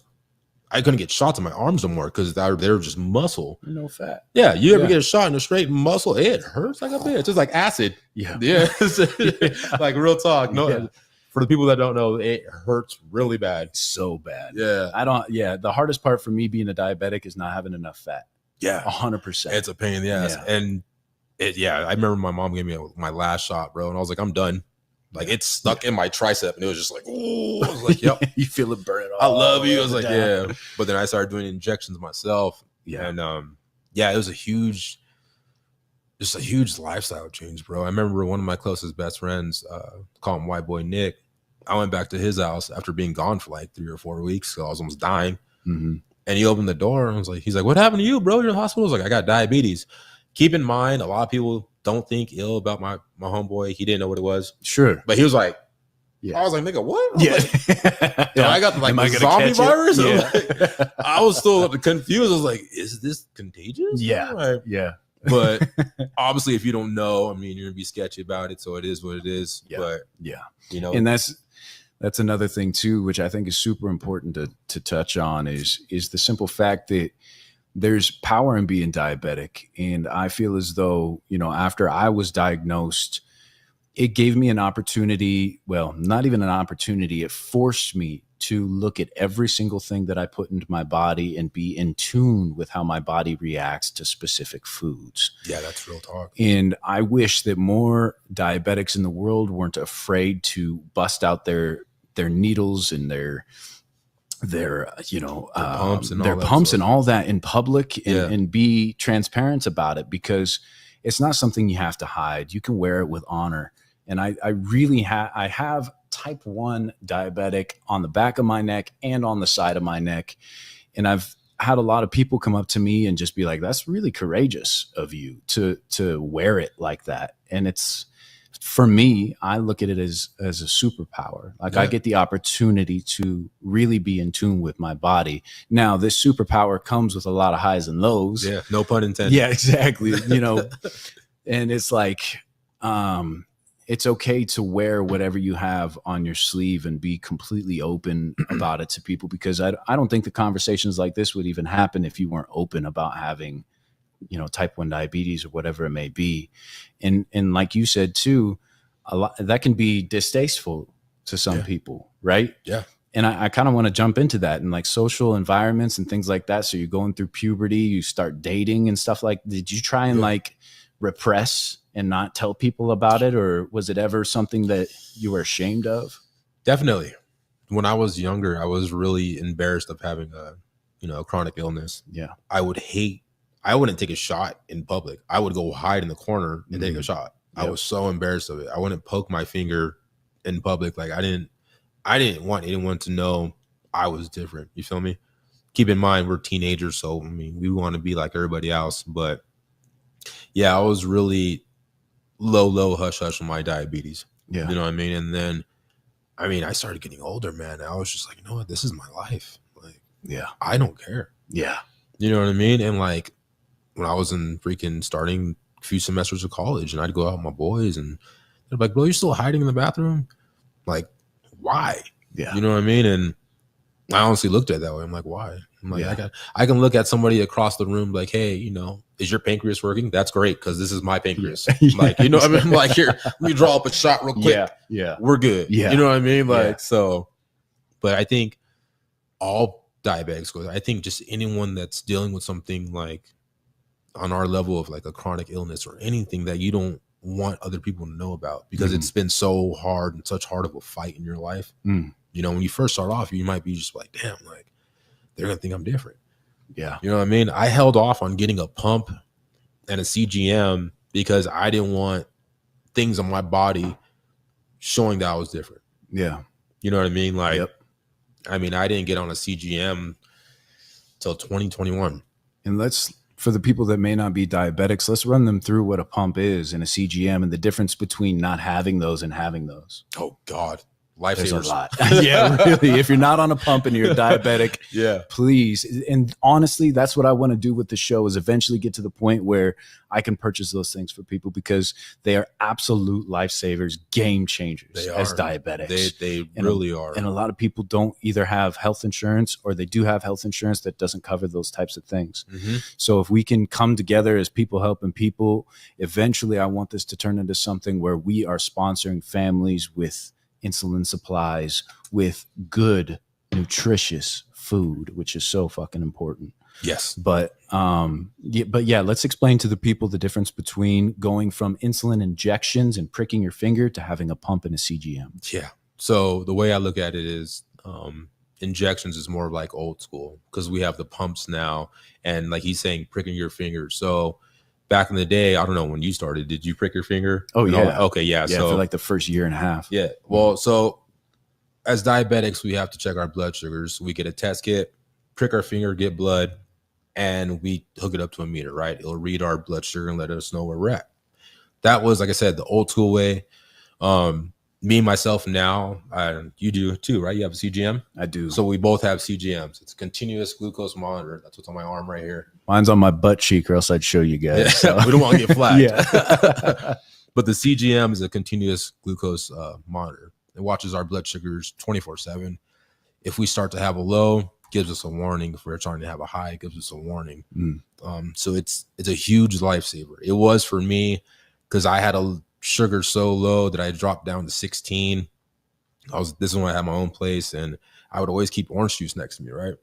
So my sugar was so low, and I was so disoriented that I got up, walked across my room, and fell. And I remember waking up. It was like 2:00 in the morning, bro. I'm like, damn, where's my damn orange juice? Yeah. And I'm like, bro, you walk past it. I'm like, yeah, be shitting me right now. So You're so disoriented. yeah. So I got up, I tried grabbing my juice, and my legs buckled, and I fell back. And when I fell back, I hyperextended my left elbow to the point where it broke off and made bone spurs in there. Oh, yeah, like bad, dude. Oh, right. So CGMs are really great because they will yell at you literally if you're going low or going high. Like yours went off in your last podcast. Yeah, I was just. I heard say, it and I was like, "Hey, juice." Yeah. You know what I mean? So yeah, in the midst of a podcast that I was having, and this is what's interesting about that. Those CGMs, they're connected to your phones, which is great. They just go. There's just like a little sticker, a little puck, and it has a needle that goes into your skin and gives you a continuous glucose monitor. And basically, I'm sitting there having a conversation just like you and I are now, and I'm learning with my audience. Like they're watching me learn how to do this stuff live, right? Yeah. And once we're live, it's on. And I no going back. Yeah, exactly. We are on. So I'm sitting there and I'm having a great conversation with my buddy Ari about his mechanic shop here in town. Shout out Ari. Shout out to his shop as well. And as I'm talking, I'm realizing that I'm not landing any planes with any points that I'm making. I'm like just carrying sentences forever. Yeah. And they're just like going on. And I'm not saying a damn thing. And you watch the video back and the bead's starting to sweat on my head. Cold sweat. Yep. And then all of a sudden the alarms start going off because it was like a drastic drop. What'd you hit? Probably like 45. Which is basically death for anyone who doesn't know. Yeah. Horrible feeling. It's really, really bad. Horrible feeling. And so I eventually just had to acknowledge it because we're live. So I look up at the camera and I'm like, people, I'm sorry. I'm a human being. I'm having a hypoglycemic attack right now. And I asked him an open-ended question real quick. I looked over and I was like, yeah, so you could just walk me through that while I go get some honey and throw it in my coffee. Yeah. And try to save my life. Yeah, I got to save my life right now, live on stream. But the thing is, like, you don't bounce back from that quickly. And that's what people don't understand is like, not only did I go 30 minutes without remembering any of our conversation, when I watched it back, I didn't remember any of the show. And that's a real thing too. Like, and that's one of the biggest things I will touch on with the HA because he knows when we have low blood sugars, we can do stuff for an hour or so running low, excuse me, and we will not know what's going on. By all means. I mean, I've had times where I was at work and, you know, I'm doing something. They're like, hey, can you help me out and grab this? I'm like, yeah, sure, man, I got you. I'll go up there to the truck and just be like, what? Yeah. Why am I here right now? Like, what is going on? What did he ask me to do? Exactly. Yeah. It's definitely not fun. And like he said, we don't really bounce back. I mean, you might see us get juice and we'll chug it right away. Sugar might come up, but the effects of having a sugar, damn, for us, it's like below. When I get to 70, I start feeling a little skittish. You know what I mean? So when we get down to the 40s and 30s, that is literally like death for us because we can go comatose. We can faint. We can black out. Like me, I fell and I didn't even realize that I basically broke my elbow. I mean, things can go really, really bad. Really quickly. Yeah. Super fast. And it's in anybody out there that is a type 1 diabetic, you know, though, like I feel for you wholeheartedly. And that's why I think that these conversations are really important. And if you see somebody that is a diabetic, try and make a friend. Like please, the fact that you came up to me and just said, what up? Are you a diabetic? Yeah. Like, I'm like, yeah. Like I couldn't wait. I couldn't wait to like meet you and just be a part of anybody's life that was a diabetic because it's a misunderstood disease. People don't, and I hate saying the word disease. I almost want to call it a misunderstood superpower. Yeah. You know, but it's something that not a lot of people know or understand about. So to bring light to what it is and to have conversations with people that also have it and being like, man, I'm not alone. Exactly. It's really important. Yeah, and big thing for sure, man. Yeah. And I just want to say too, like, you're touching on lows and being at work or somebody asking you to do something. Like I was working in the oil field. And we were working 16 to 20 hour days, 7 days a week. Yeah. And I'm running a crew who's we built the pipe bombs. We built the explosives that went 5 miles deep into the ground. I was a crane operator. I had 3 guys underneath me, and we were the Marines of the oil field. Yeah. And the only reason I was able to do that is because I went and got stem cells in Mexico. Because like you, I was in KDA, ketoacidosis, and lost all this weight and had this big, coming back to being a human being again and learning late in life of how to be a diabetic. I also have Crohn's disease, which is diagnosed with both those. But all this to say that there would be times where I'm sitting in a crane with a, 80,000 pound load with my guys underneath it, swinging a load and just being like, beep, beep, beep. And my alarm's going off. And I'm like, their lives are in danger. My life's in danger. Yeah. Like it gets really real, really fucking fast. Yeah. And I just want people to know, like, if people who are around you are diabetics and they need to take a moment, just understand that if they do have a low, it does take a little while to bounce back, and maybe their energy levels may not be the same after that. And, if you're with a diabetic and you guys are going to do things that may be off grid or something physical, if you can, remind them to grab some juice. Yeah. Because grab a granola bar, get a banana. Yeah. And it's so tough too, to remember, even me after a few years, like I find myself out, just like earlier today, I found myself out and about driving down the road, and all of a sudden beep, beep, beep. And I'm like, oh shit. I didn't bring anything. Exactly. And you're like, damn, I got to stop and save myself. Yeah. So what do you carry on you? Do you carry stuff on you, or mostly juice? Yeah. I always make sure I have juice with me. It doesn't matter where I go. Today I didn't, because I was just trying to get over here, and I started getting into like the 90s. So I was like, you know what? I'm gonna get some chili mango. Remember I told you, I was like, I'm gonna get some chili mango and some juice. Pop those in my mouth. Sugar came back up, went a little elevated, but didn't go high. Yeah. So, but yeah, it's a real thing, man. Yeah, for sure. It's a real thing. For sure. And so you went through college, and some of your college friends basically said, hey man, like, don't sweat it. Like, that's who you are. Or yeah, it was my boys, my best friends growing up with back in the hood and stuff like that. They all seen me from when I was 12 years old. You know what I mean? Yeah. All through high school and all that stuff. So like, you don't have to hide this anymore. Yeah, man. And like, it's hard, especially if you have like, when you're that young, you got like an ego. Yeah. You know what I mean? You don't want nobody to think you're different, man. Yeah. You know what I mean? Or weak. Yeah. Because it feels weak at times. Exactly. And you know how it's hard. That is rough, especially for a man. And I just want to say, to anyone who's a diabetic, do not feel that way at all. Yes. Please, it's okay. Mm-hmm. It is really okay to let people know. Because if something happens, God forbid it does, at least they know you're a diabetic. Yeah. By all means. I mean, they have those necklaces. They've got wristbands.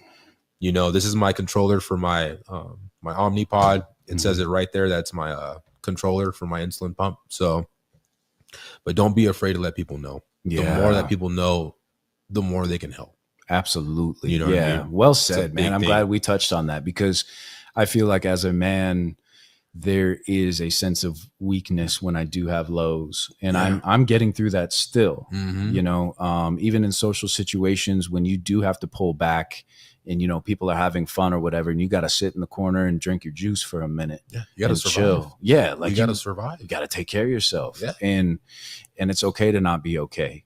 And like you said, it's all right to be hey, I'm a diabetic. I'm gonna go chill for a second. Put it on the forefront. Exactly. Let people know. Mm-hmm. It's going to take me maybe 15, 20 minutes to start feeling okay before I can come back. Yeah. And just be vocal about it. Because it's like, if we hide it, then no one's going to be able to help us. Yeah. You feel me? Like, oh, dang, he's over there laying down. He must be tired. No. Yeah. He's at low blood sugar. Yeah. Go pour some sugar in his mouth. I'm having cold sweats over here. Like, yeah. That's the real talk, though. I mean, let's go to some questions. We got a bunch of people in. I want to thank everybody for joining us on the show tonight. Really appreciate you. We're talking with a fellow brother of the show and of myself, David Castillo here. He's a type 1 diabetic as well. And we're just talking about being diabetics for one, and then hopefully sharing some wisdom to the people about the disease itself, and then how to go about navigating it, because you have a lot more experience than I do. So I'm taking some wisdom from you, right?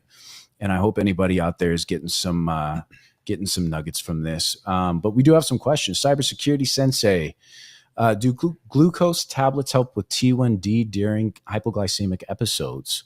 We keep them in our glove box in case my wife's sugar drops unexpectedly. She's not diabetic, but her sugar falls at times. So I've never taken those. I used to take them when I was younger. So I will say, yes, they can help. Great question. As long as she's able to, pop them in her mouth. Sometimes, God forbid, a sugar drops so low, she can't open her mouth. Now, when I was talking earlier, when I had to get IV hooked up to my arm, my lady couldn't get no juice in my mouth. I wasn't seized up, wasn't having a seizure, but we can't comprehend what's going on if we have a really low blood sugar. But if it's at the point where she knows what's going on, what's going on, glucose tablets definitely help. Yes, they do. Great. By all means. Yeah, great question. Thank you for being a part of the chat. Thank you, everybody that's joining the chat right now. We've got Oren, Kin CT. Yes, we can see you. Hello, welcome in. Let's see. Cybersecurity, we know you're out there. We see you. We appreciate you jumping in. Tony Swerple, we see you out there. Ann Cloutier sends us a super sticker, sends us $2. That, you know what? Thank you so much. I think that's the first that we've ever got. Really appreciate that. Salute to you. And thank you for being a supporter of the show, People Helping People. But ladies and gentlemen, we're going to run over to a quick advertisement. We do have some sponsors of the show, so we're going to go ahead and run our advertisement for the sponsor of the show for the first time. So we'll see how this works out, and we will come right back. This episode of People Helping People Live is sponsored by T-Town Boxing, Tucson's home for boxing, kickboxing, and recovery classes for all ages. T-Town Boxing isn't just a gym, it's a community where you can build confidence, discipline, and lifelong skills. Whether you're stepping into the ring for the first time or sharpening your technique, from kids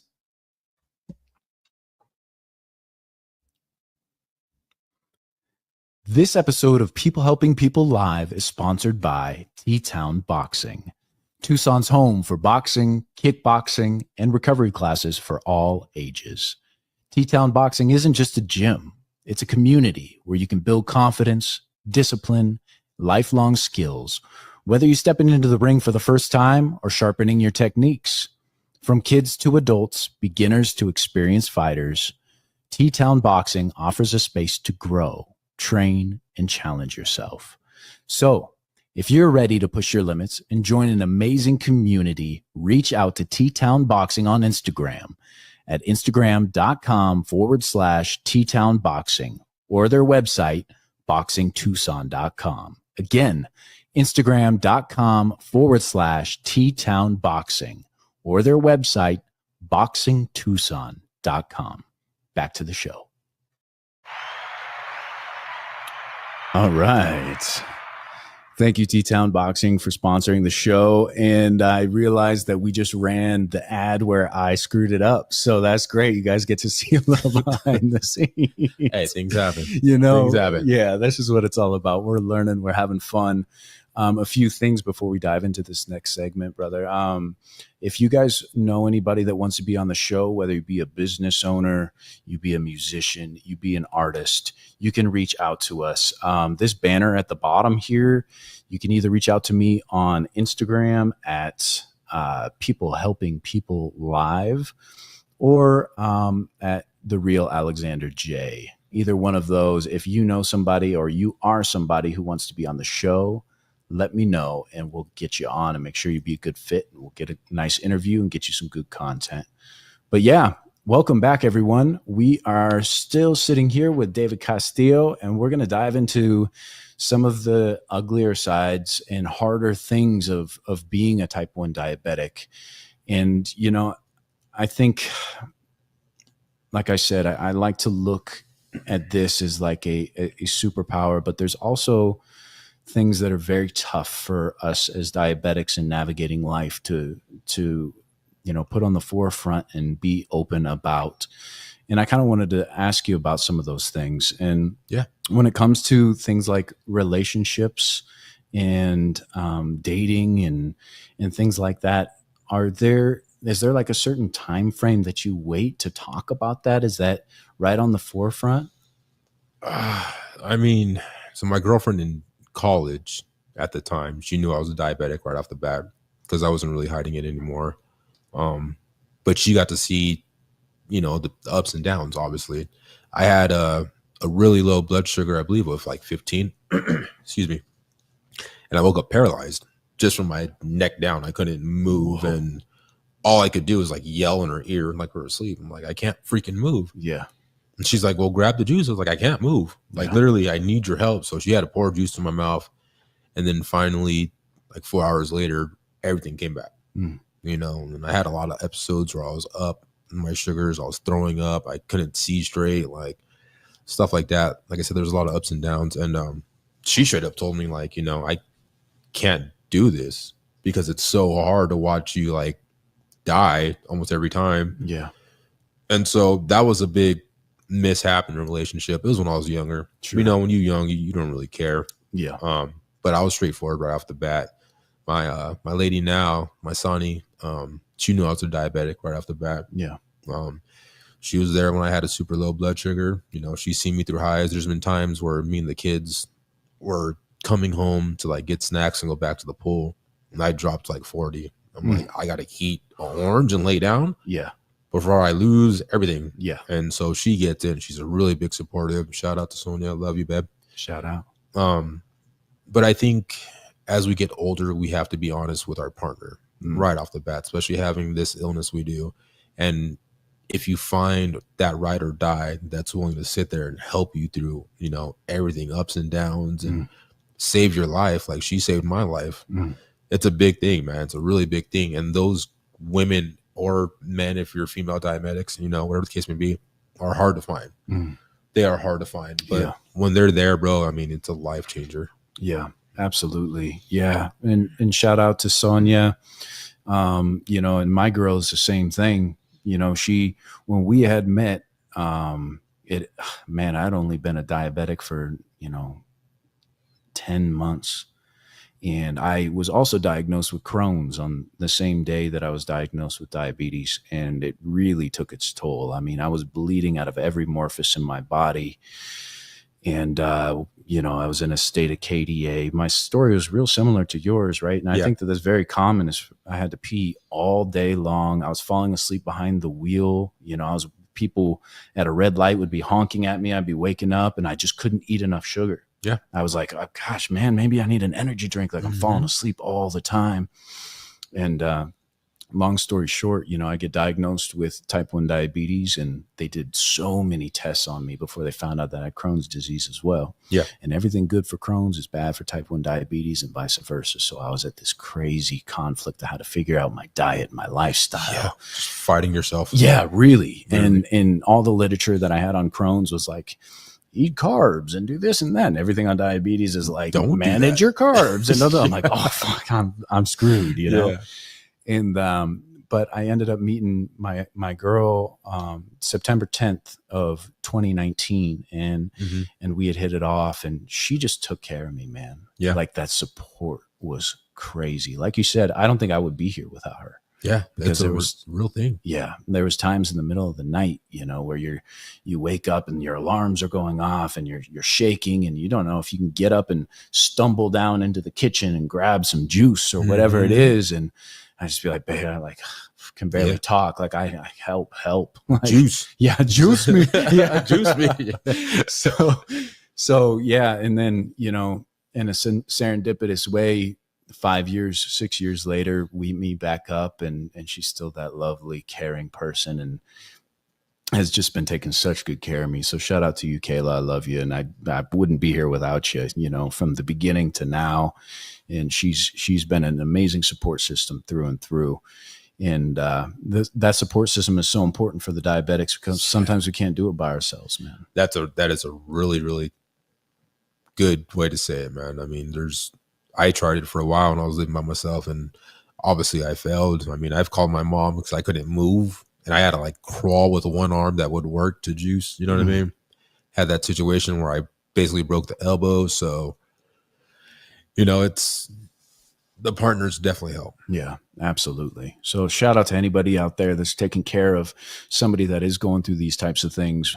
We love you guys, and it really takes a village. It takes a family to come together, and you do have to have support. And if you don't have support, reach out to somebody and try and get some. And you know, honestly, if you're a diabetic and you need somebody to talk to, like, we are here.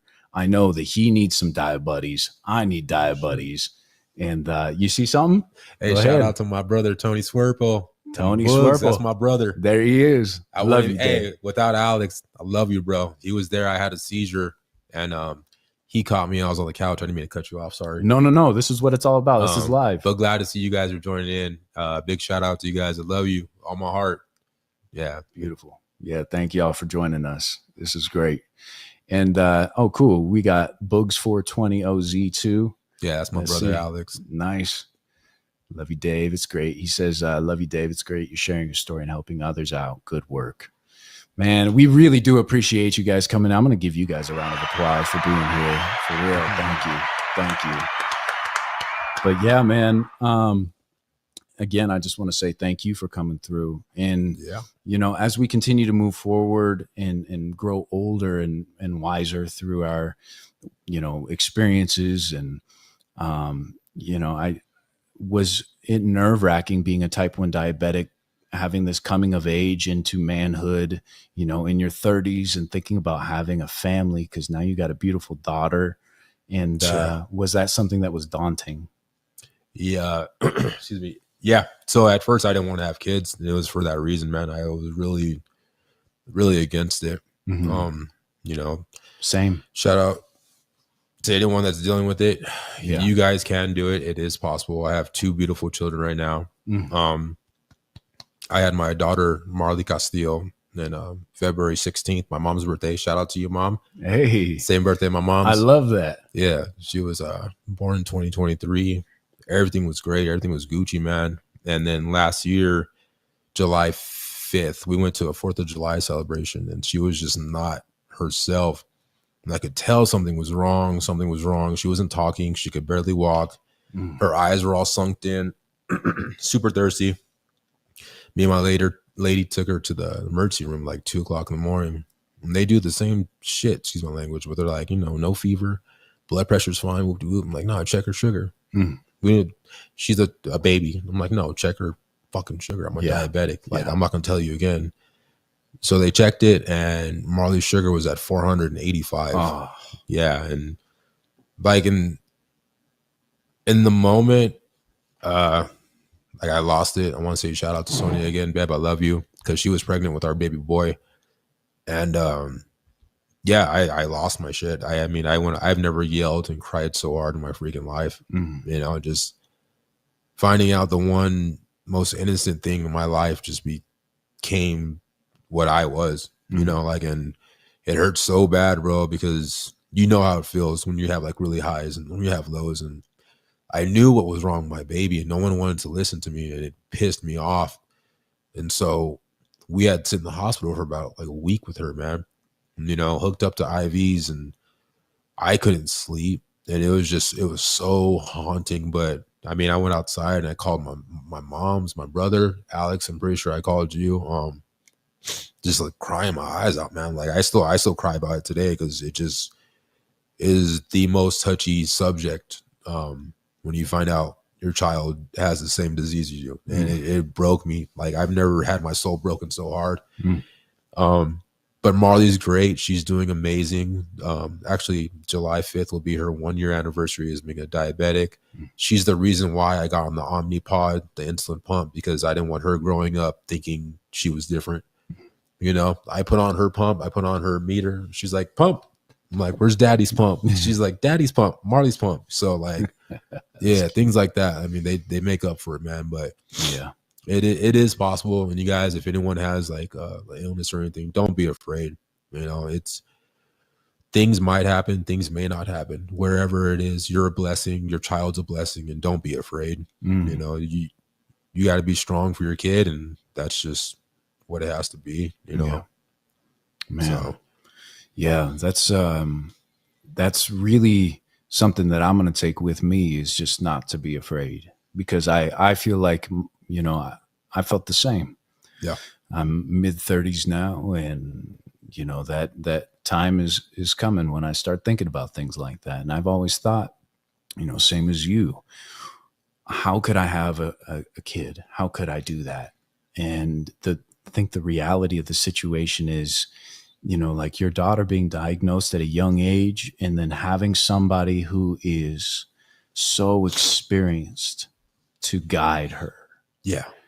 to help her along the way. And with technology the way it is now, where things can almost be on cruise control. Yeah. Yes, you still have to be present. Yes, you still have to be considerate of what you put into your body, and be a little bit more mindful than the average. But for her to have somebody like you. Yeah, man. I'm grateful. I am super grateful. And everybody keeps telling me that, you know, she's super lucky. And I thank God every day that, you know, I'm able to be there to help her. Yeah. Because I know when she starts acting a certain way, what's going on. You know, I can go to her doctors and be like, you know, I think her insulin sensitivity is kicking up at a certain time. It's dropping at a certain time.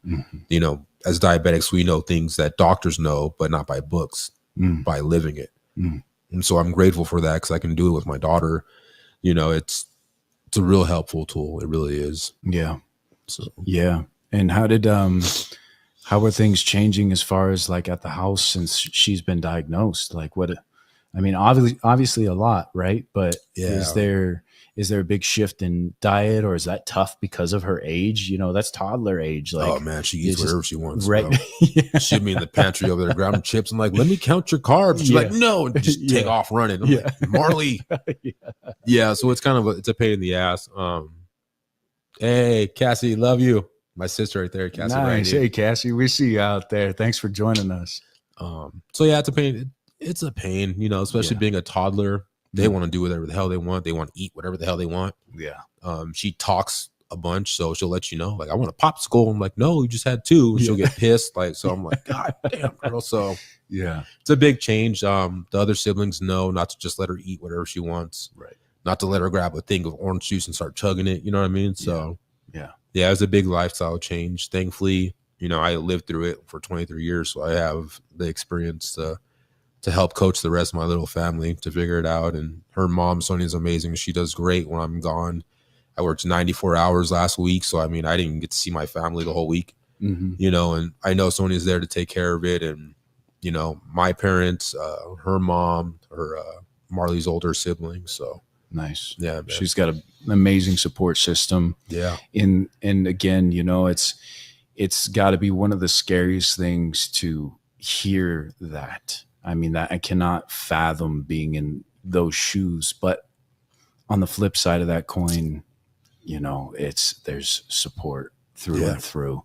Exactly. And being diagnosed at a young age, gosh, it's so tough to say that that's a beautiful thing, but it's, you know, I'm trying to look at the positive side of things. Like, yeah, that's all we can do. Yeah. You know what I mean? Like, yeah, she'll eat healthy. I mean, she'll always be in great shape. So yeah, I mean, absolutely. everything else, like you said, with technology nowadays, bro, we basically have a bionic pancreas. Yeah. So yeah, you know, gosh, yeah. And I can't wait to go experiment with something like stem cells. And well, I mean, I've done stem cells before, but they have them specifically to regenerate the cells in your pancreas and have that. But, you know, hopefully down the road, there's some breakthrough technologies that help. So is she currently on, she's got the Omnipod as well? Yeah, she literally has the same thing I do. The controller, she has her own phone for her Dexcom. Yeah. So I can see what her sugar's at right now. I mean, she literally has the same setup as me. Yeah.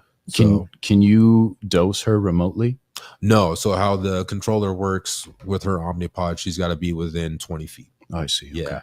But I mean, whoever's with her has the controller. Yeah. You know what I mean? So I can see like, hey, Marley's sugar's going up, you know, can you dose her or something like that? Yeah. But thankfully her mom, Sonia, love you, is on top of it. Yeah. So yeah, it'd be a huge blessing if I could dose her from like while I'm out of town working. But Yeah. hopefully in the future technology will get that good. But yeah. Well, man, I want to thank you for sharing. I really man. appreciate you. Of course. I don't know if there's anything else that you want to touch on while we're here.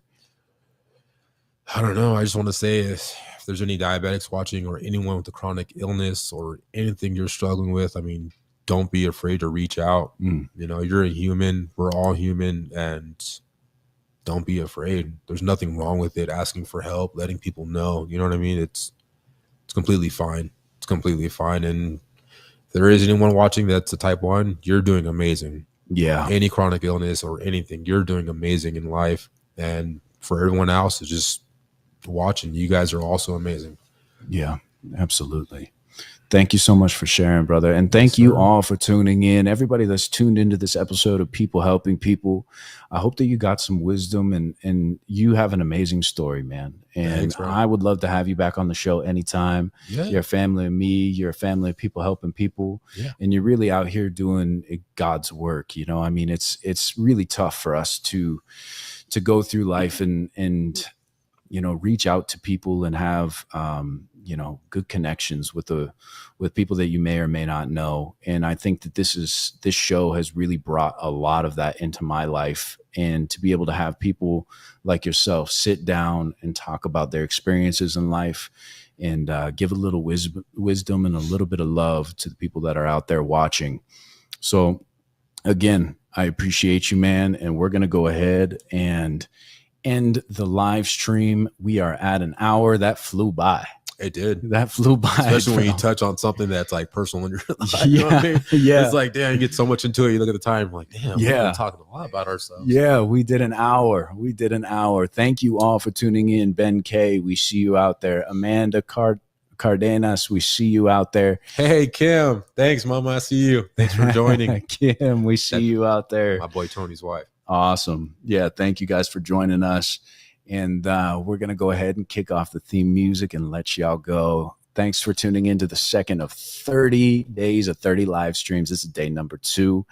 And we look forward to seeing y'all tomorrow. Everybody, take care.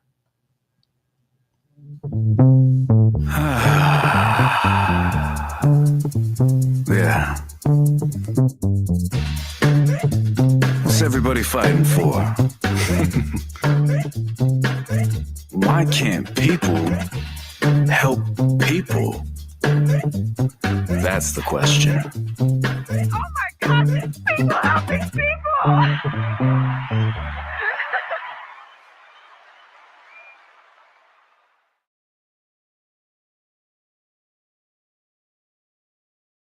There.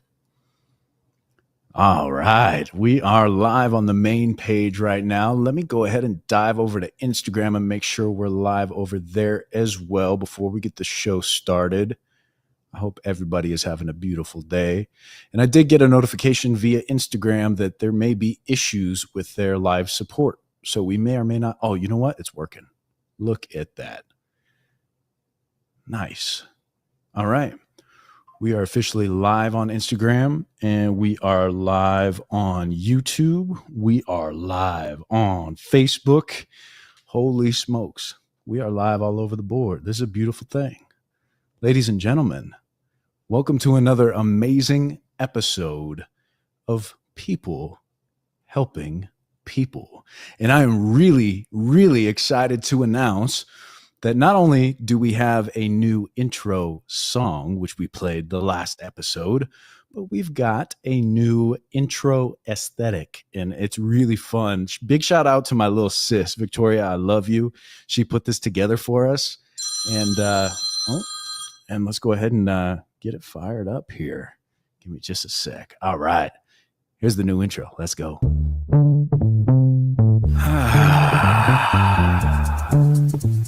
Yeah. What's everybody fighting for? Why can't people help people? That's the question. Oh my God, there's people helping people.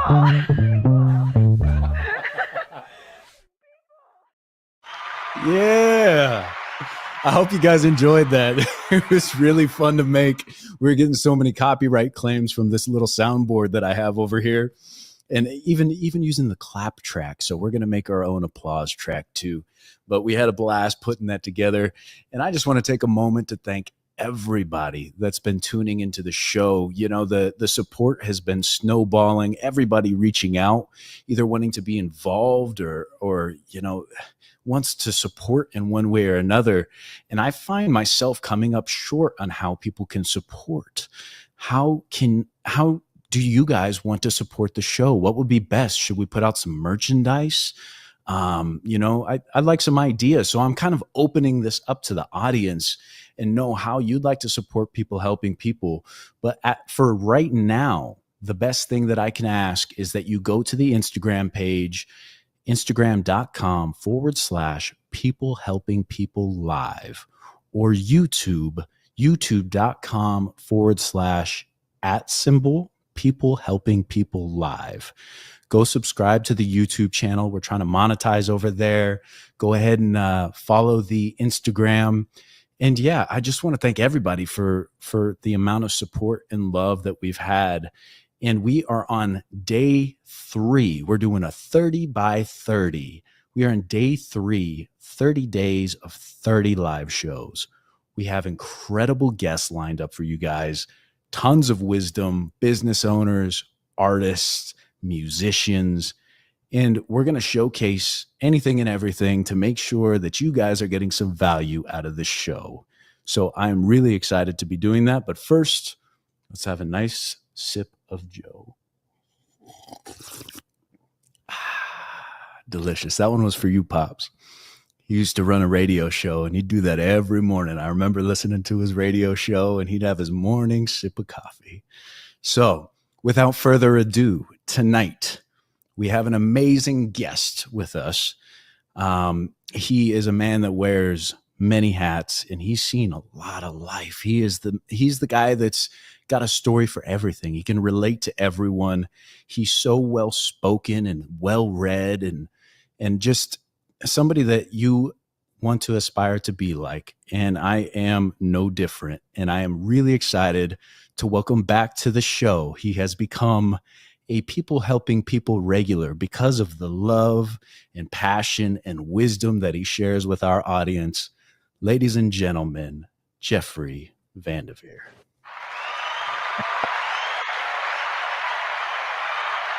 There he is. Welcome to the show. Thank you for the applause. Yeah, thank you, Alex, and thank you for the applause and the introduction. And speaking of eloquence, my friend, you are a bar to reach. I appreciate you so much. Well, thank you for saying that. Your experiences, your skills that you've taught yourself. I mean, taught yourself how many instruments? Quite a few, yeah. I don't know, piano, guitar. I mean, it goes on and on and on, right? Yeah. But we got a little timeout circle there, buddy. Yeah. So I think, are you on the Sure. Wi-Fi network there at home? Let's see if. Oh, pop back on. Okay, you had a little. Yeah. I think buzzer the circle. connection. Jeff, can you hear me? Yes. There's definitely a connection issue. So I think that maybe if we can ensure that you're on Wi-Fi at the house. Do you know if you're on Wi-Fi currently?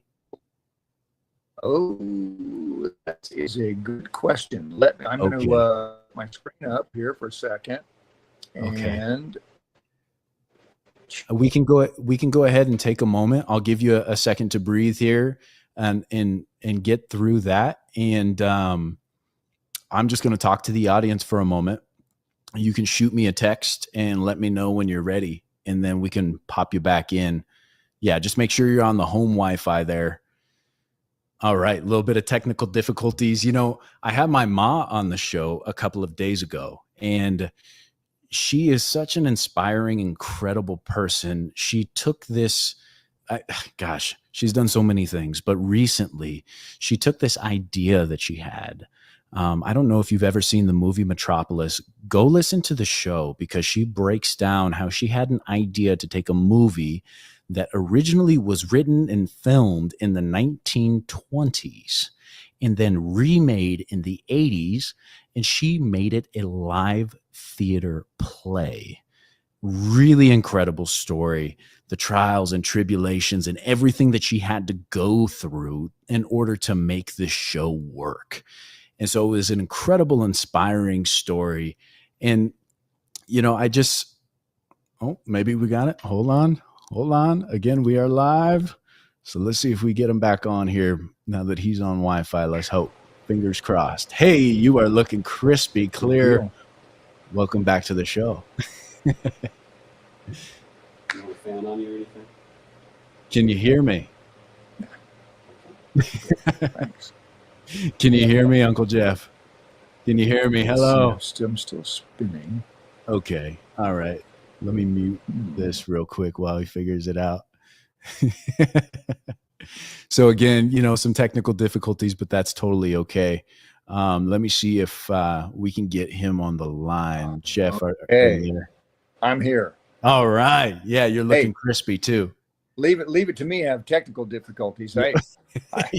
Wait a minute. Let me get my flip phone here, and I'll try to dial that up. Oh, that's okay. And you're in a familiar location. Oh yes, very familiar. Yeah. That's my parents' home in Oregon, and Jeff is visiting my family right now. And that couch has seen many a butts over the years. Yeah, they wrote a song about it. Right. Well, welcome to the show again. You Thank you. not only just popped up on a whim, and I really appreciate you. I sent out the text, you put on your cape, and here you are. I really appreciate you for that. But Well, my friend. yeah, and every time that you come on the show, you bring light to things that I think a lot of people have going on in their lives, good, bad, and indifferent. And you shed such a different perspective on these types of situations that, again, maybe people are struggling with. And I kind of gave you the reins. I contacted you. I put up the bat signal, and I said, just come give me a topic. Let's talk to the people. Let's bring them a little bit of love and some wisdom and knowledge from the man himself, who has seen so much and done so much. So I'm going to give you the floor. First of all, for people that don't know you, introduce yourself, and then we'll dive into our topic. Hi guys, I'm Jeffrey Vandeveer, and I am Alexander's uncle. The best. And I'm extremely proud of that. I'm not so sure where he stands with that, but that's a mutual. Appreciation. Yeah. But my perspective might be a little different than others because it's about 75 years old. So yes, I've had some time to develop it and edit it, reestablish it, flip the page a few times. And most of what I've learned through mistakes. We fail our way to the top. And if you're not doing that, then you're just not opening enough doors and trying on enough hats and taking enough chances and ponying up the courage to go about stretching yourself. And when you stretch yourself, you're gonna fail, and that's okay. Nobody succeeded at anything great immediately out of the gates. It just doesn't happen. So look at failing as just a building block toward your goal. And my goal for the last couple of decades has really been based on self-improvement. And there's a lot of room for me there, so it's a nice field to play in. We're all in the same boat, don't you worry. Yeah. Oh yeah. And so what I ran into along the way was another bit of a download about ego itself. And ego is a very powerful motivator. It's also very sophomoric and childish. I think I was smarter somehow when I was young, had a clearer mind or whatever, but sometime during high school, maybe early college, this thought came to mind that it's an analogy. Ego is like a balloon. The bigger it gets, the thinner the skin. And if you've noticed, people with gigantic egos, they are easily offended, aren't they? You come against them with something contrary to their belief, their preconceived ideas, their disempowering beliefs, and boy, they're easily offended. That balloon is going to burst quickly. On the other hand, if they are self-assured, confident, have a good self-image, they're anxious to hear another position, another concept, idea, because they have learned that on the threshold of wisdom, they have exchanged ego for curiosity. Because at some point we realize that we really don't know much about anything. Truly. And we certainly don't know everything about anything. Even the foremost expert on the planet on a particular subject has more questions about it. Yeah. And as long as you keep questioning, you won't let that ego get in the way. Now let's talk about personalities and egos. How many of us really enjoy being around somebody with a giant ego that just wants to talk about themselves and they're narcissistic and they won't listen to any other opinion and they interrupt and all that? Anybody? Show of hands. Yeah. You like that? Crickets. You like that kind of person? Yeah. Right. Crickets. So when we are people helping people, we pass on that concept that when you are secure, when you're comfortable in your own skin, you don't have to be heard. You don't need the accolades. You don't need the attaboys. Yes, indeed, those things are nice. They're lovely. We enjoy them, but we don't need them or have to have that to survive or to support whatever opinions we have about a particular subject. We want instead to be properly informed, completely informed, much like a good inspector or a detective. They want all of the facts so they can make a wise decision. So the greater number of facts, the greater information we can gather, the larger our wisdom gets within that as we remain curious. And when we explode that ego, the horizon just broadens. Now, you're going to say, okay, well, how in the world do I go about doing that? Well, this is where the rubber meets the road right here. I'm going to give you some how-tos. I never do any of this without some tools. So if you're taking notes, which I hope you are, first of all, I want you to write down that the threshold of wisdom is where we replace ego with curiosity. Okay, now let's get curious, shall we? For instance, the best way to get curious is to ask yourself provocative questions. And you do it internally. Or actually, you can actually say it out loud if you're by yourself and trying to figure stuff out. You say, for instance, how can I be even better at sales? How can I be even better at promoting myself? How can I be even better at understanding and appreciating? How can I be even better? Who do I know who can help me along that journey? Now, the even better, I'm going to emphasize that because that implies that you're already doing it. Okay, how can I be even better at subduing my ego and improving my curiosity? And when you ask yourself that question, your subconscious mind goes on the quest to answer it. Okay, does that make sense? The subconscious mind is like a computer, as we talked about on a previous podcast. It's going to go on the quest to answer that question. How can I even better improve my curiosity while diminishing my ego? Hmm. Well, formulate more questions that you can ask of people. Literally sit down and write questions out to which you would like the answer. And ask someone. Now, how would somebody define or see an ego within themselves about a specific topic? When you find yourself defending a position about which you know very little, or perhaps you know a great deal about, but there are still a lot more questions.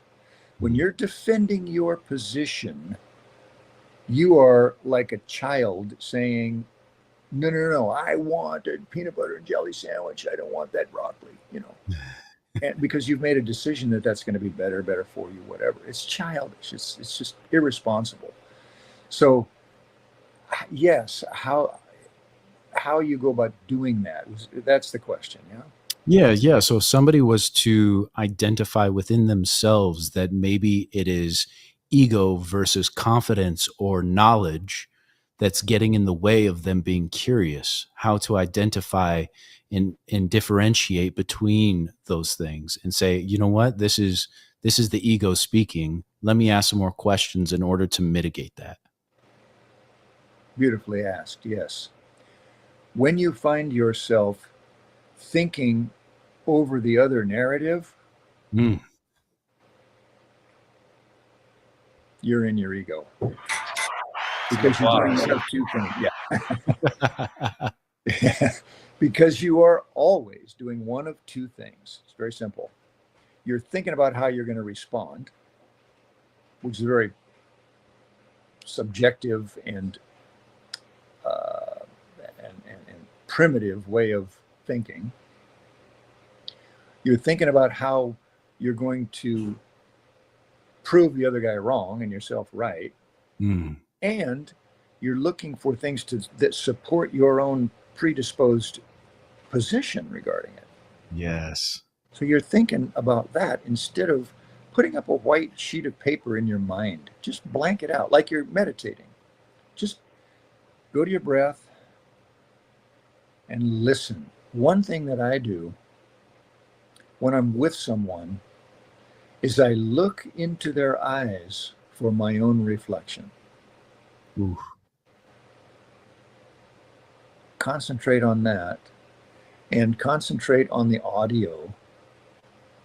And when my mind starts to wander, I say, okay, shut up. I appreciate the thought, but just take a back seat. Acknowledge Hold it, on a minute. but chill. Yeah, acknowledge it, dismiss it. Yeah. So that's one of the first and easiest ways to know that you're in your ego, because ego is self. It's your concept of self. Hmm. And the other thing is when someone comes with a concept or idea that is opposed to yours, instead of arguing it or trying to prove them wrong or trying to support your own position on it, that's interesting. I've never looked at it that way. I'm curious. How so? Ask a question. Yeah, I was going to ask too. That makes me think. Like, do you have how so is a great question. Why is a great question. But do you have a few questions that are go-tos for you to open up something that may help to suppress the ego and expand your mind more? Yeah, absolutely. You're talking about questions I would ask myself or another. Yeah, say in conversation when you're, because starting people, helping people, I'm sitting down with individuals and we're having conversations and I'm doing my best to listen to little nuggets where I can bring that back and wrap it. I mean, it's really an art form to have an open conversation and really open somebody up to where you're figuring out the purpose and the reasons and the whys. But I don't know if there's something in conversation that, you can ask someone that immediately helps diminish the ego and opens up the realm of being able to learn and grasp new thoughts and new knowledge. Yeah, absolutely. The very first thing that we want to do, again, when we replace ego with curiosity, we replace the word no with the word yes.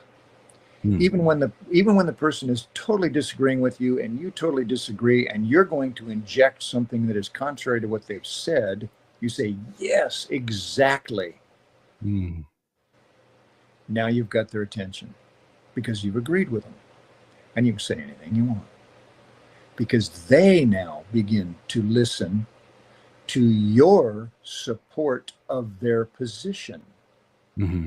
Though it might be contrary to what they're saying. Precisely. And when they are open to listening and they hear something contrary, they already have this preconceived idea that you are supporting their position, and their subconscious says, that's true.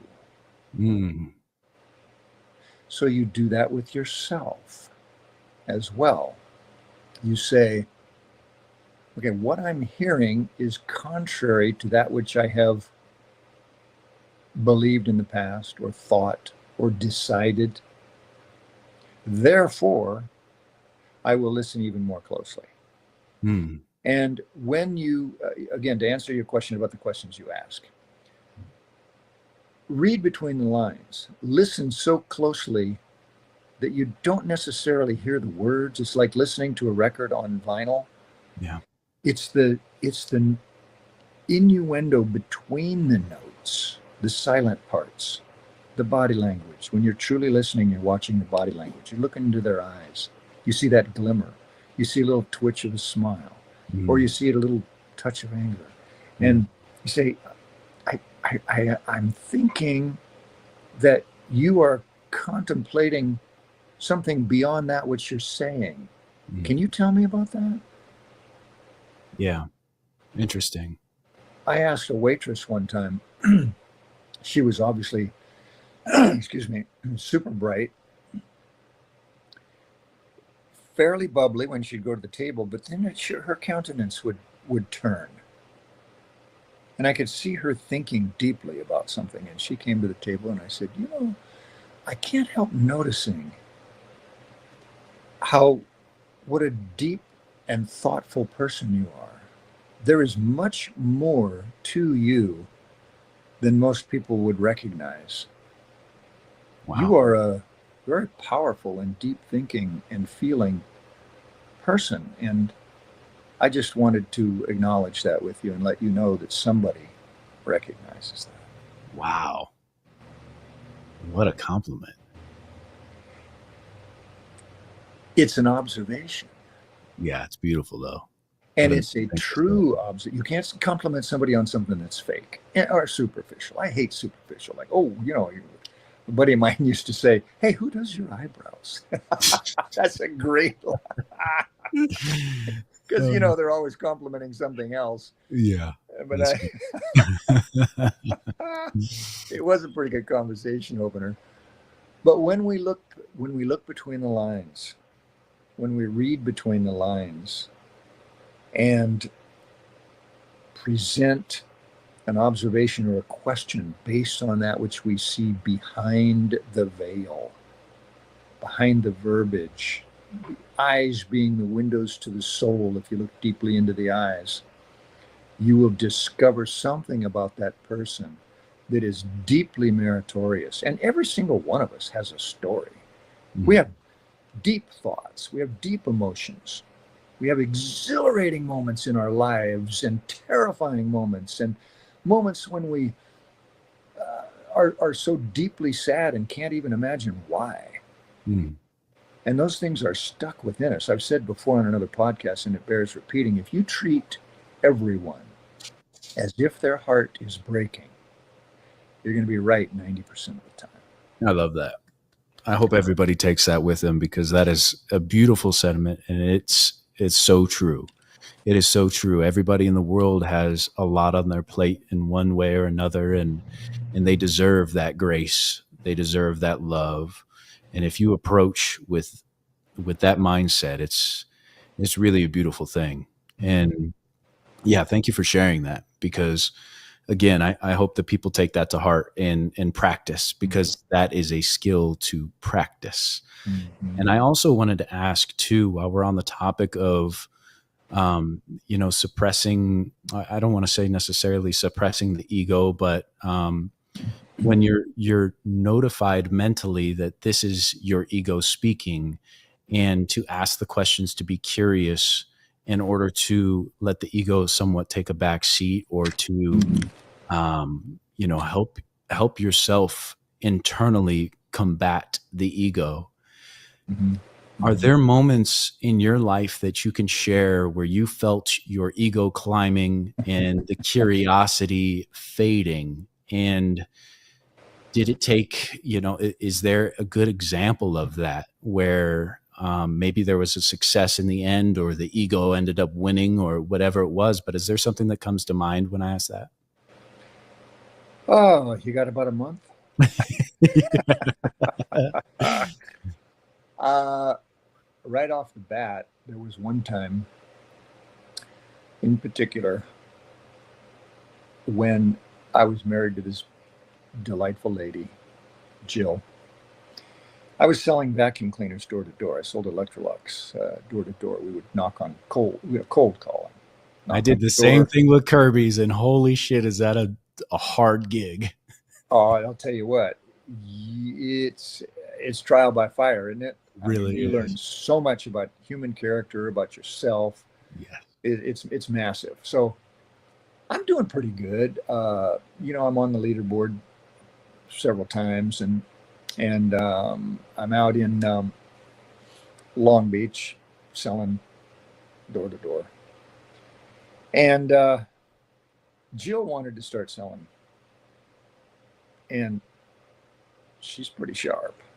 Yeah. So she went and took the training. She's got her gear in her trunk, and she popped the trunk, and suddenly I felt this overwhelming anxiety, this jealousy that raged in me. Mm-hmm. And I literally could not control the verbiage that was coming out of my mouth. Literally could not control it. And I went, oh, really? And I had to physically stop talking, turn and walk away, because I was really embarrassing myself. Mm-hmm. And I thought in that moment, wow, Jeff, you haven't felt jealousy or that kind of anxiety maybe ever in your life. What was that? Yeah. What was that? And so I gave it some thought. I recognized it. First of all, you recognize it. You go, okay, this is my ego speaking. Yeah. Who would I be? How would I be performing if I were somebody you admire? I want everybody right here and now to have an avatar. Pick out an avatar, somebody who you truly admire. Maybe somebody in history, maybe somebody in your life, someone who the bar is set so high that you feel like you want to emulate, a hero, if you will. Mm.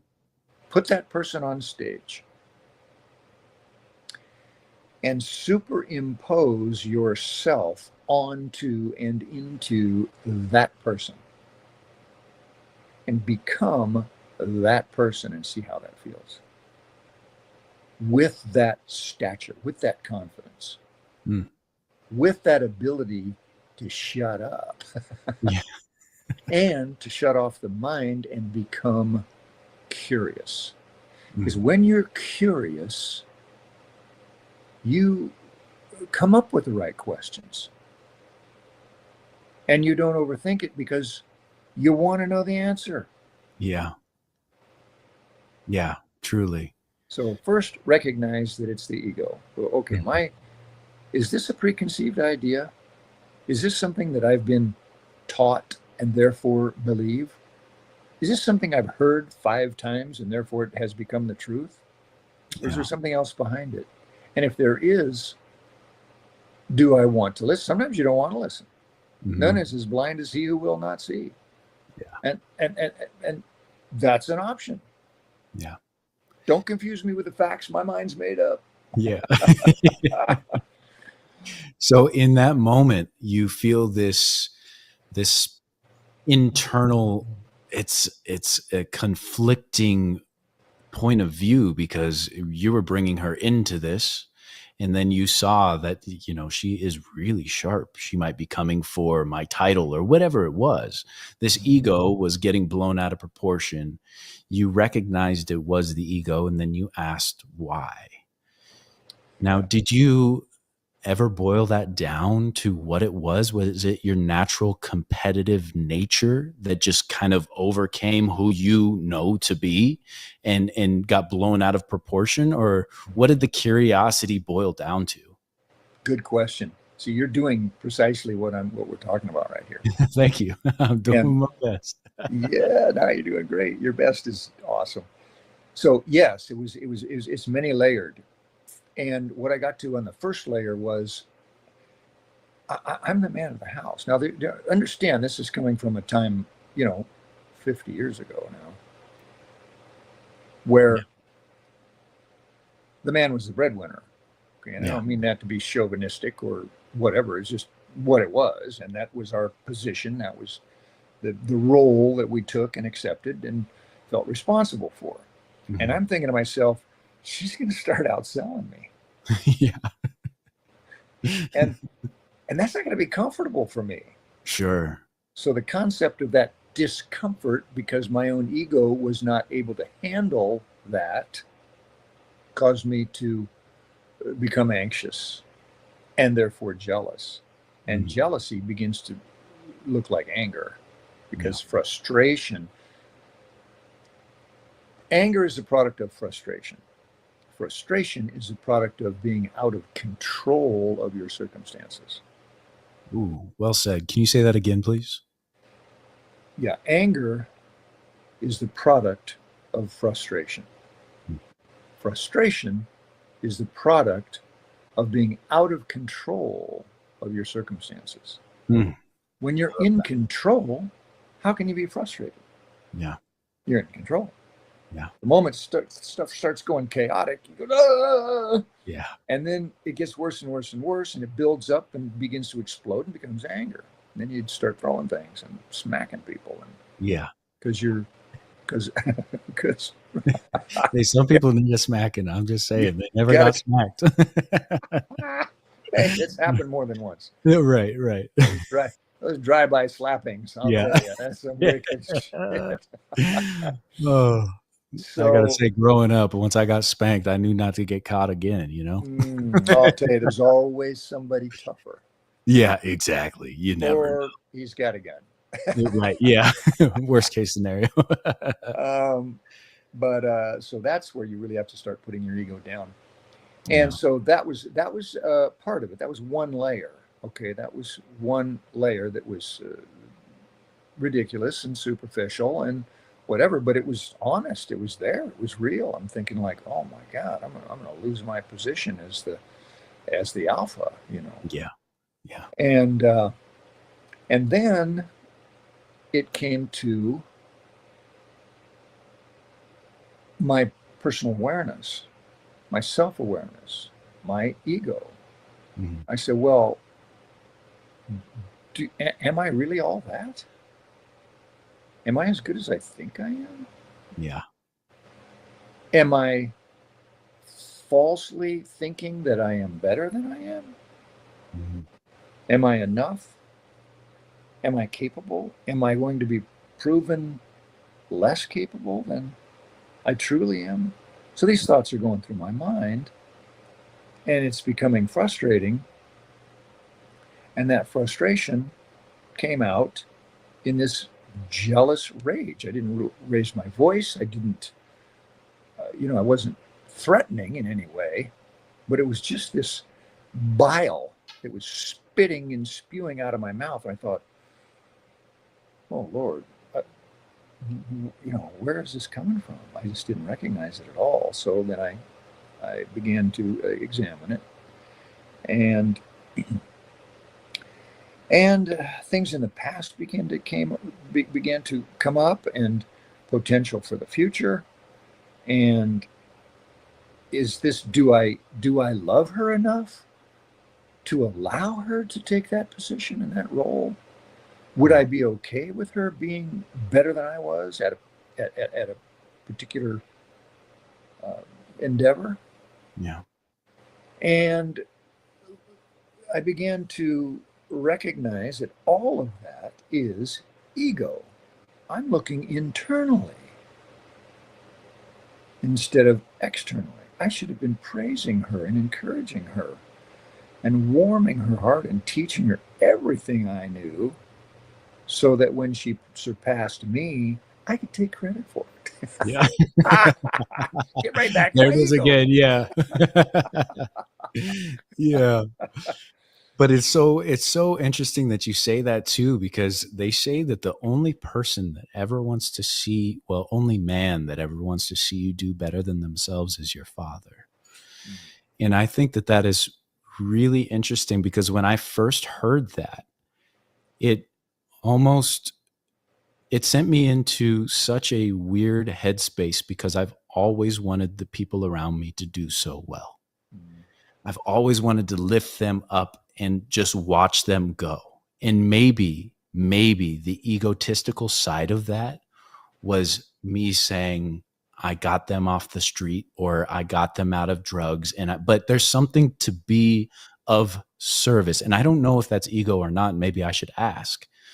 But there's something that internally, like helping people, that gives me, like, I do want everybody around me to succeed at such a high level. And I don't know if it's for the praise, I don't know if it's for the love, but I like to treat other human beings how I would want to be treated. And I guess that's the kind of love that I show in the world. And maybe it's just in hopes to get that in return, which I may or may not.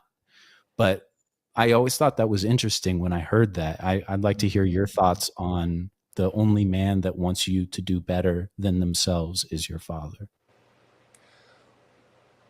Well, that's a pretty broad umbrella. Yeah. And recognizing who you are, Alexander, you are very much a fatherly type. You were so with your sisters, everybody in your family.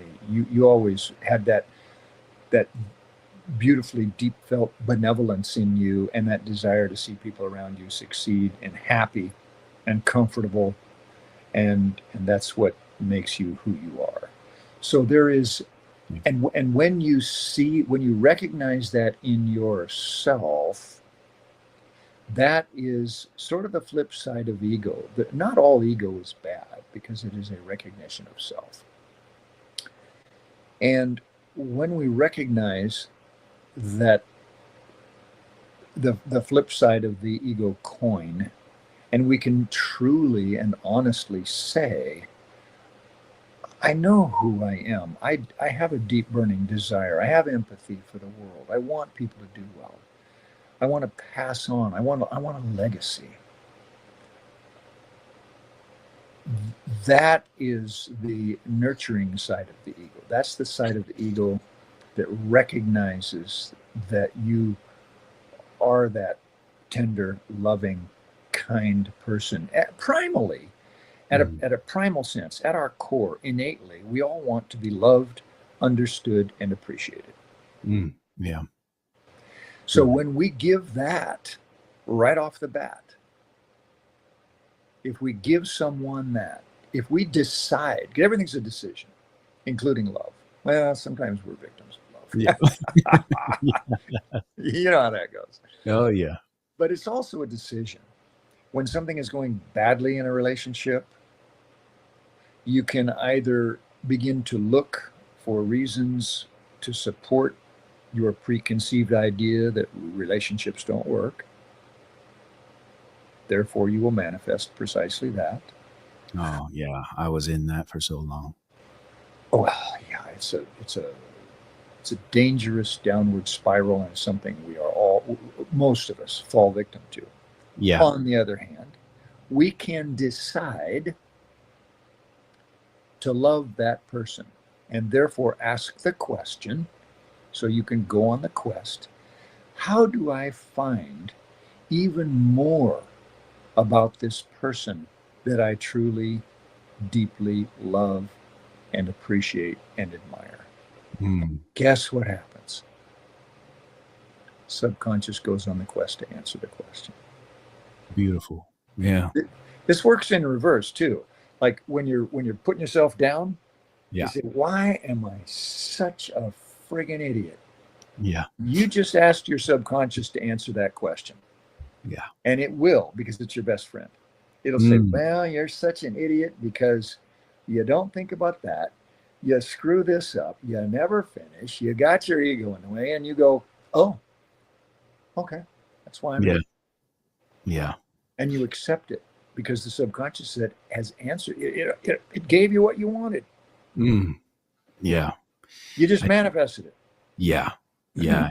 Absolutely have taken so many things in life, whether they be traumatic or whatever. You know, I was single for so long, and then I got so sick for such a long time and had to rebuild who I was and as an individual. And I just from that point on, I was like, well, I'm just not capable of being loved. And I would tell myself that all the time, just not capable.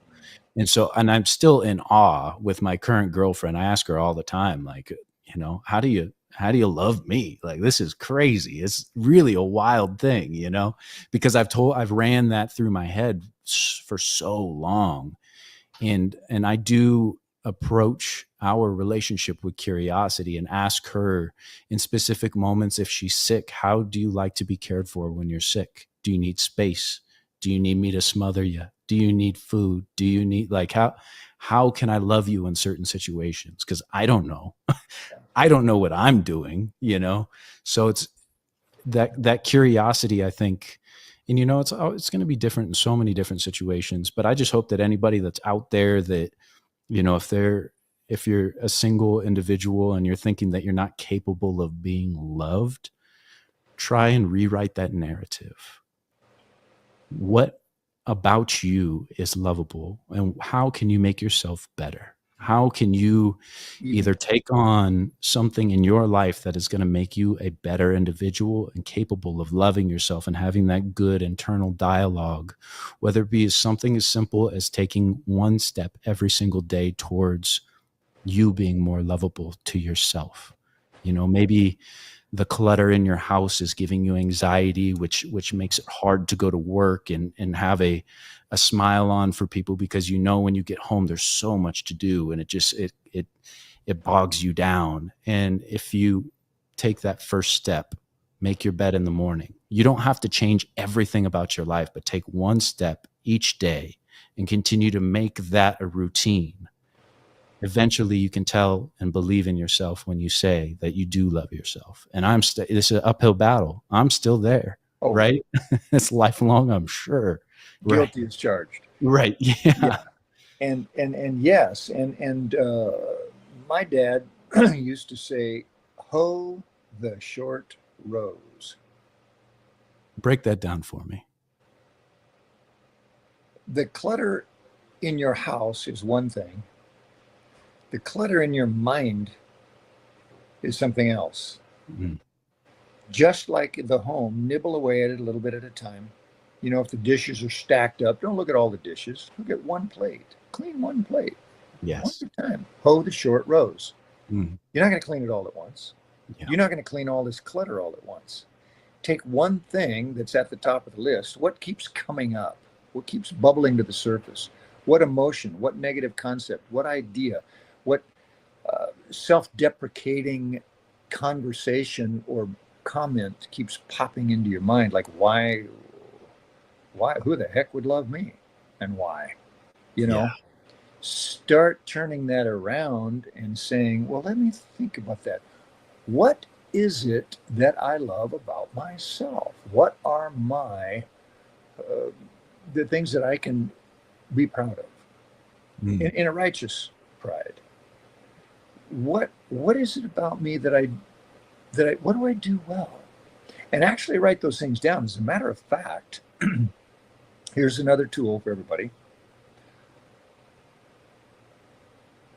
Think about all of the things that you admire about yourself, list them on paper, and record them in a voice recording on your phone, and go to bed with your headphones on listening to that, listening to your own voice. Mm. Those are true affirmations. That's not, oh, I'm, king of the world, or no, because your subconscious is going to go, bullshit. Yeah, sure. Yeah, okay, buddy. Yeah, but if you honestly seek that inside you, which is meritorious and admirable, and you find it, write it down and speak it to yourself, and then listen to it frequently with your headphones on at night, or your earbud, or even your phone, whatever. And you will begin to find more, and that will give you the idea, concept, and expectation that someone else is going to recognize those and love you for it. And then you will deserve love, because we all deserve love. Some of us don't think so. I'm not enough. I'm undeserving. Who could love a guy like me? Right. We do that. And that's that self-deprecating thing. Yeah. I love that. Well, thank you. Thank you for sharing that. And I do want to take a moment. We do have some sponsors of the show. So we're going to go ahead and run a quick ad read here for our sponsors. Give me just a moment. Thank you all for tuning in. And again, I appreciate you being on the show here, Uncle Jeff. This has been super enlightening. And I just love this stuff. This is what it's all about. This is the good stuff. So let me go ahead and let's show some love to our sponsors here. Give me just a moment. And I'm going to play this advertisement for the first time. There's a pre-recorded advertisement. Let's see if we can get it going. This episode of People Helping People Live is sponsored by T-Town Boxing, Tucson's home for boxing, kickboxing, and recovery classes for all ages. T-Town Boxing isn't just a gym. It's a community where you can build confidence, discipline, lifelong skills, whether you're stepping into the ring for the first time or sharpening your techniques.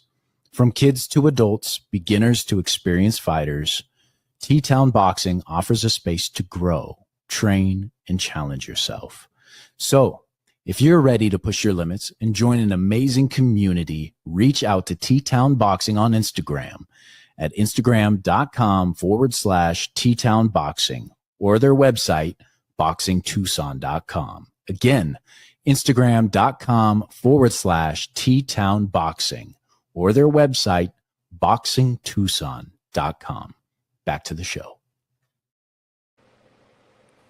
All right. Thank you, T-Town Boxing, for sponsoring People Helping People.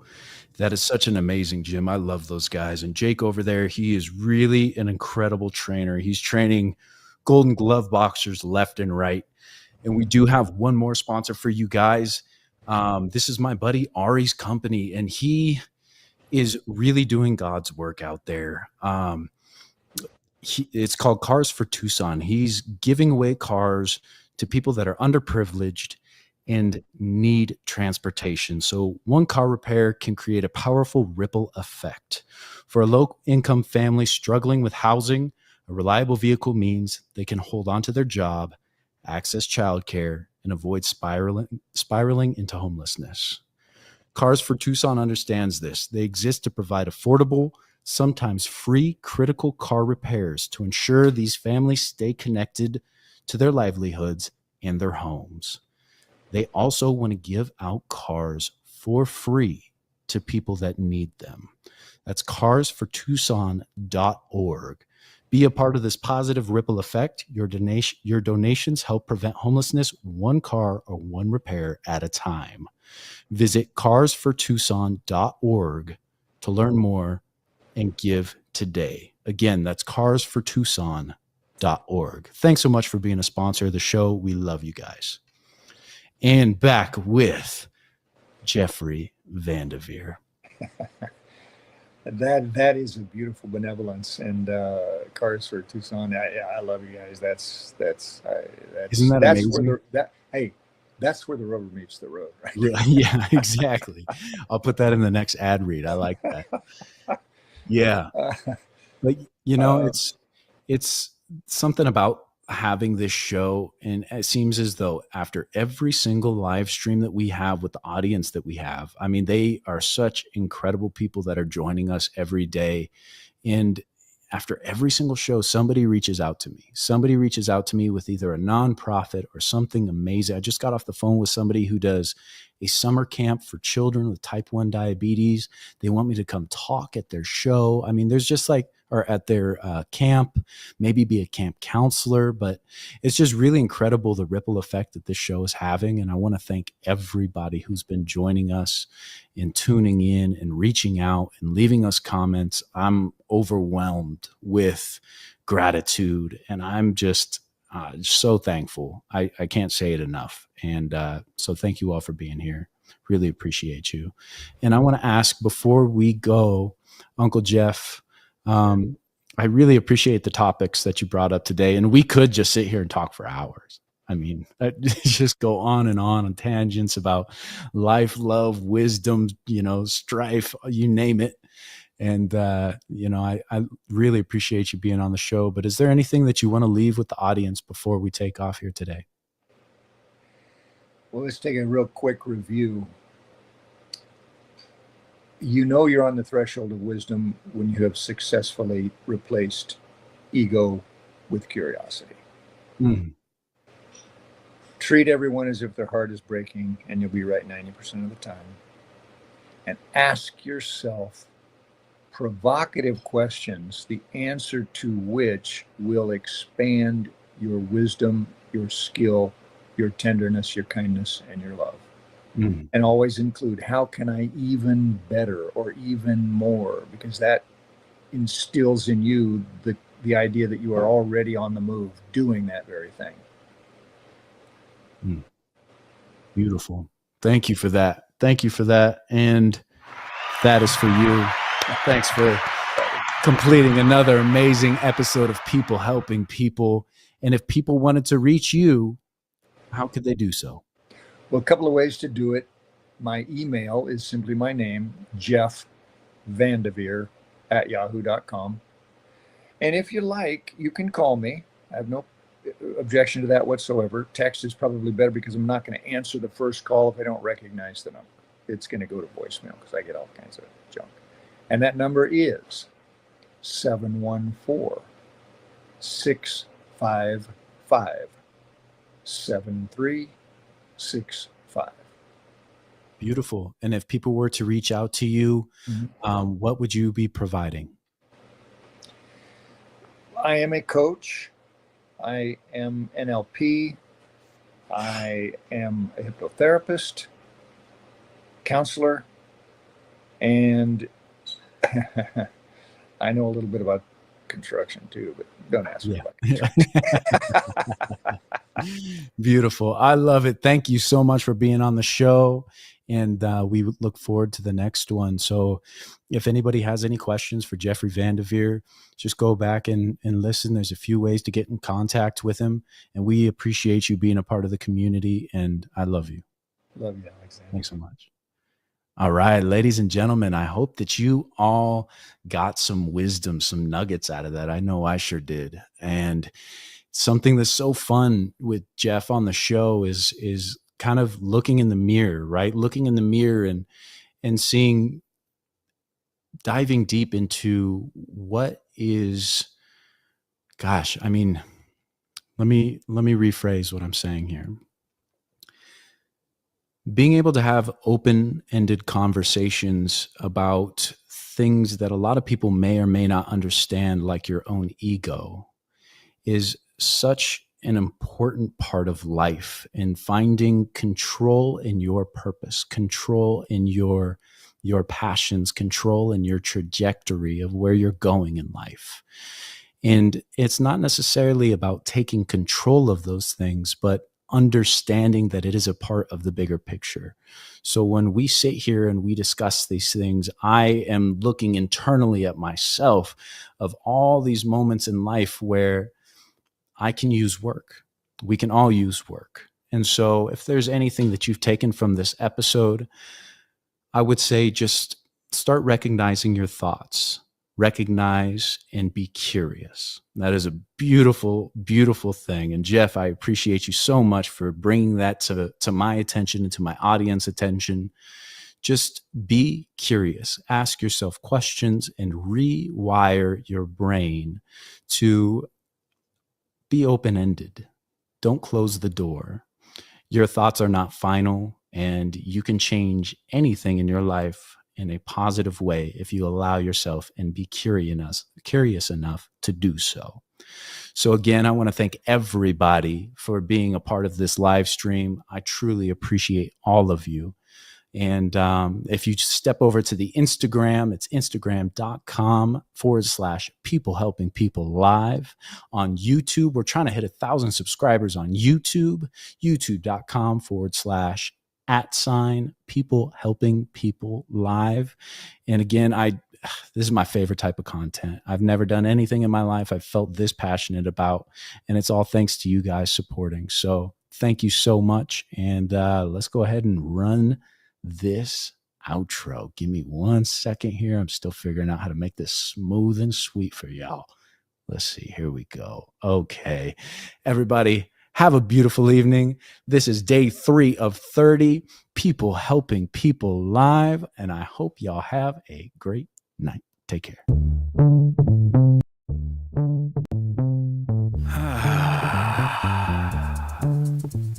Yeah. What's everybody fighting for? Why can't people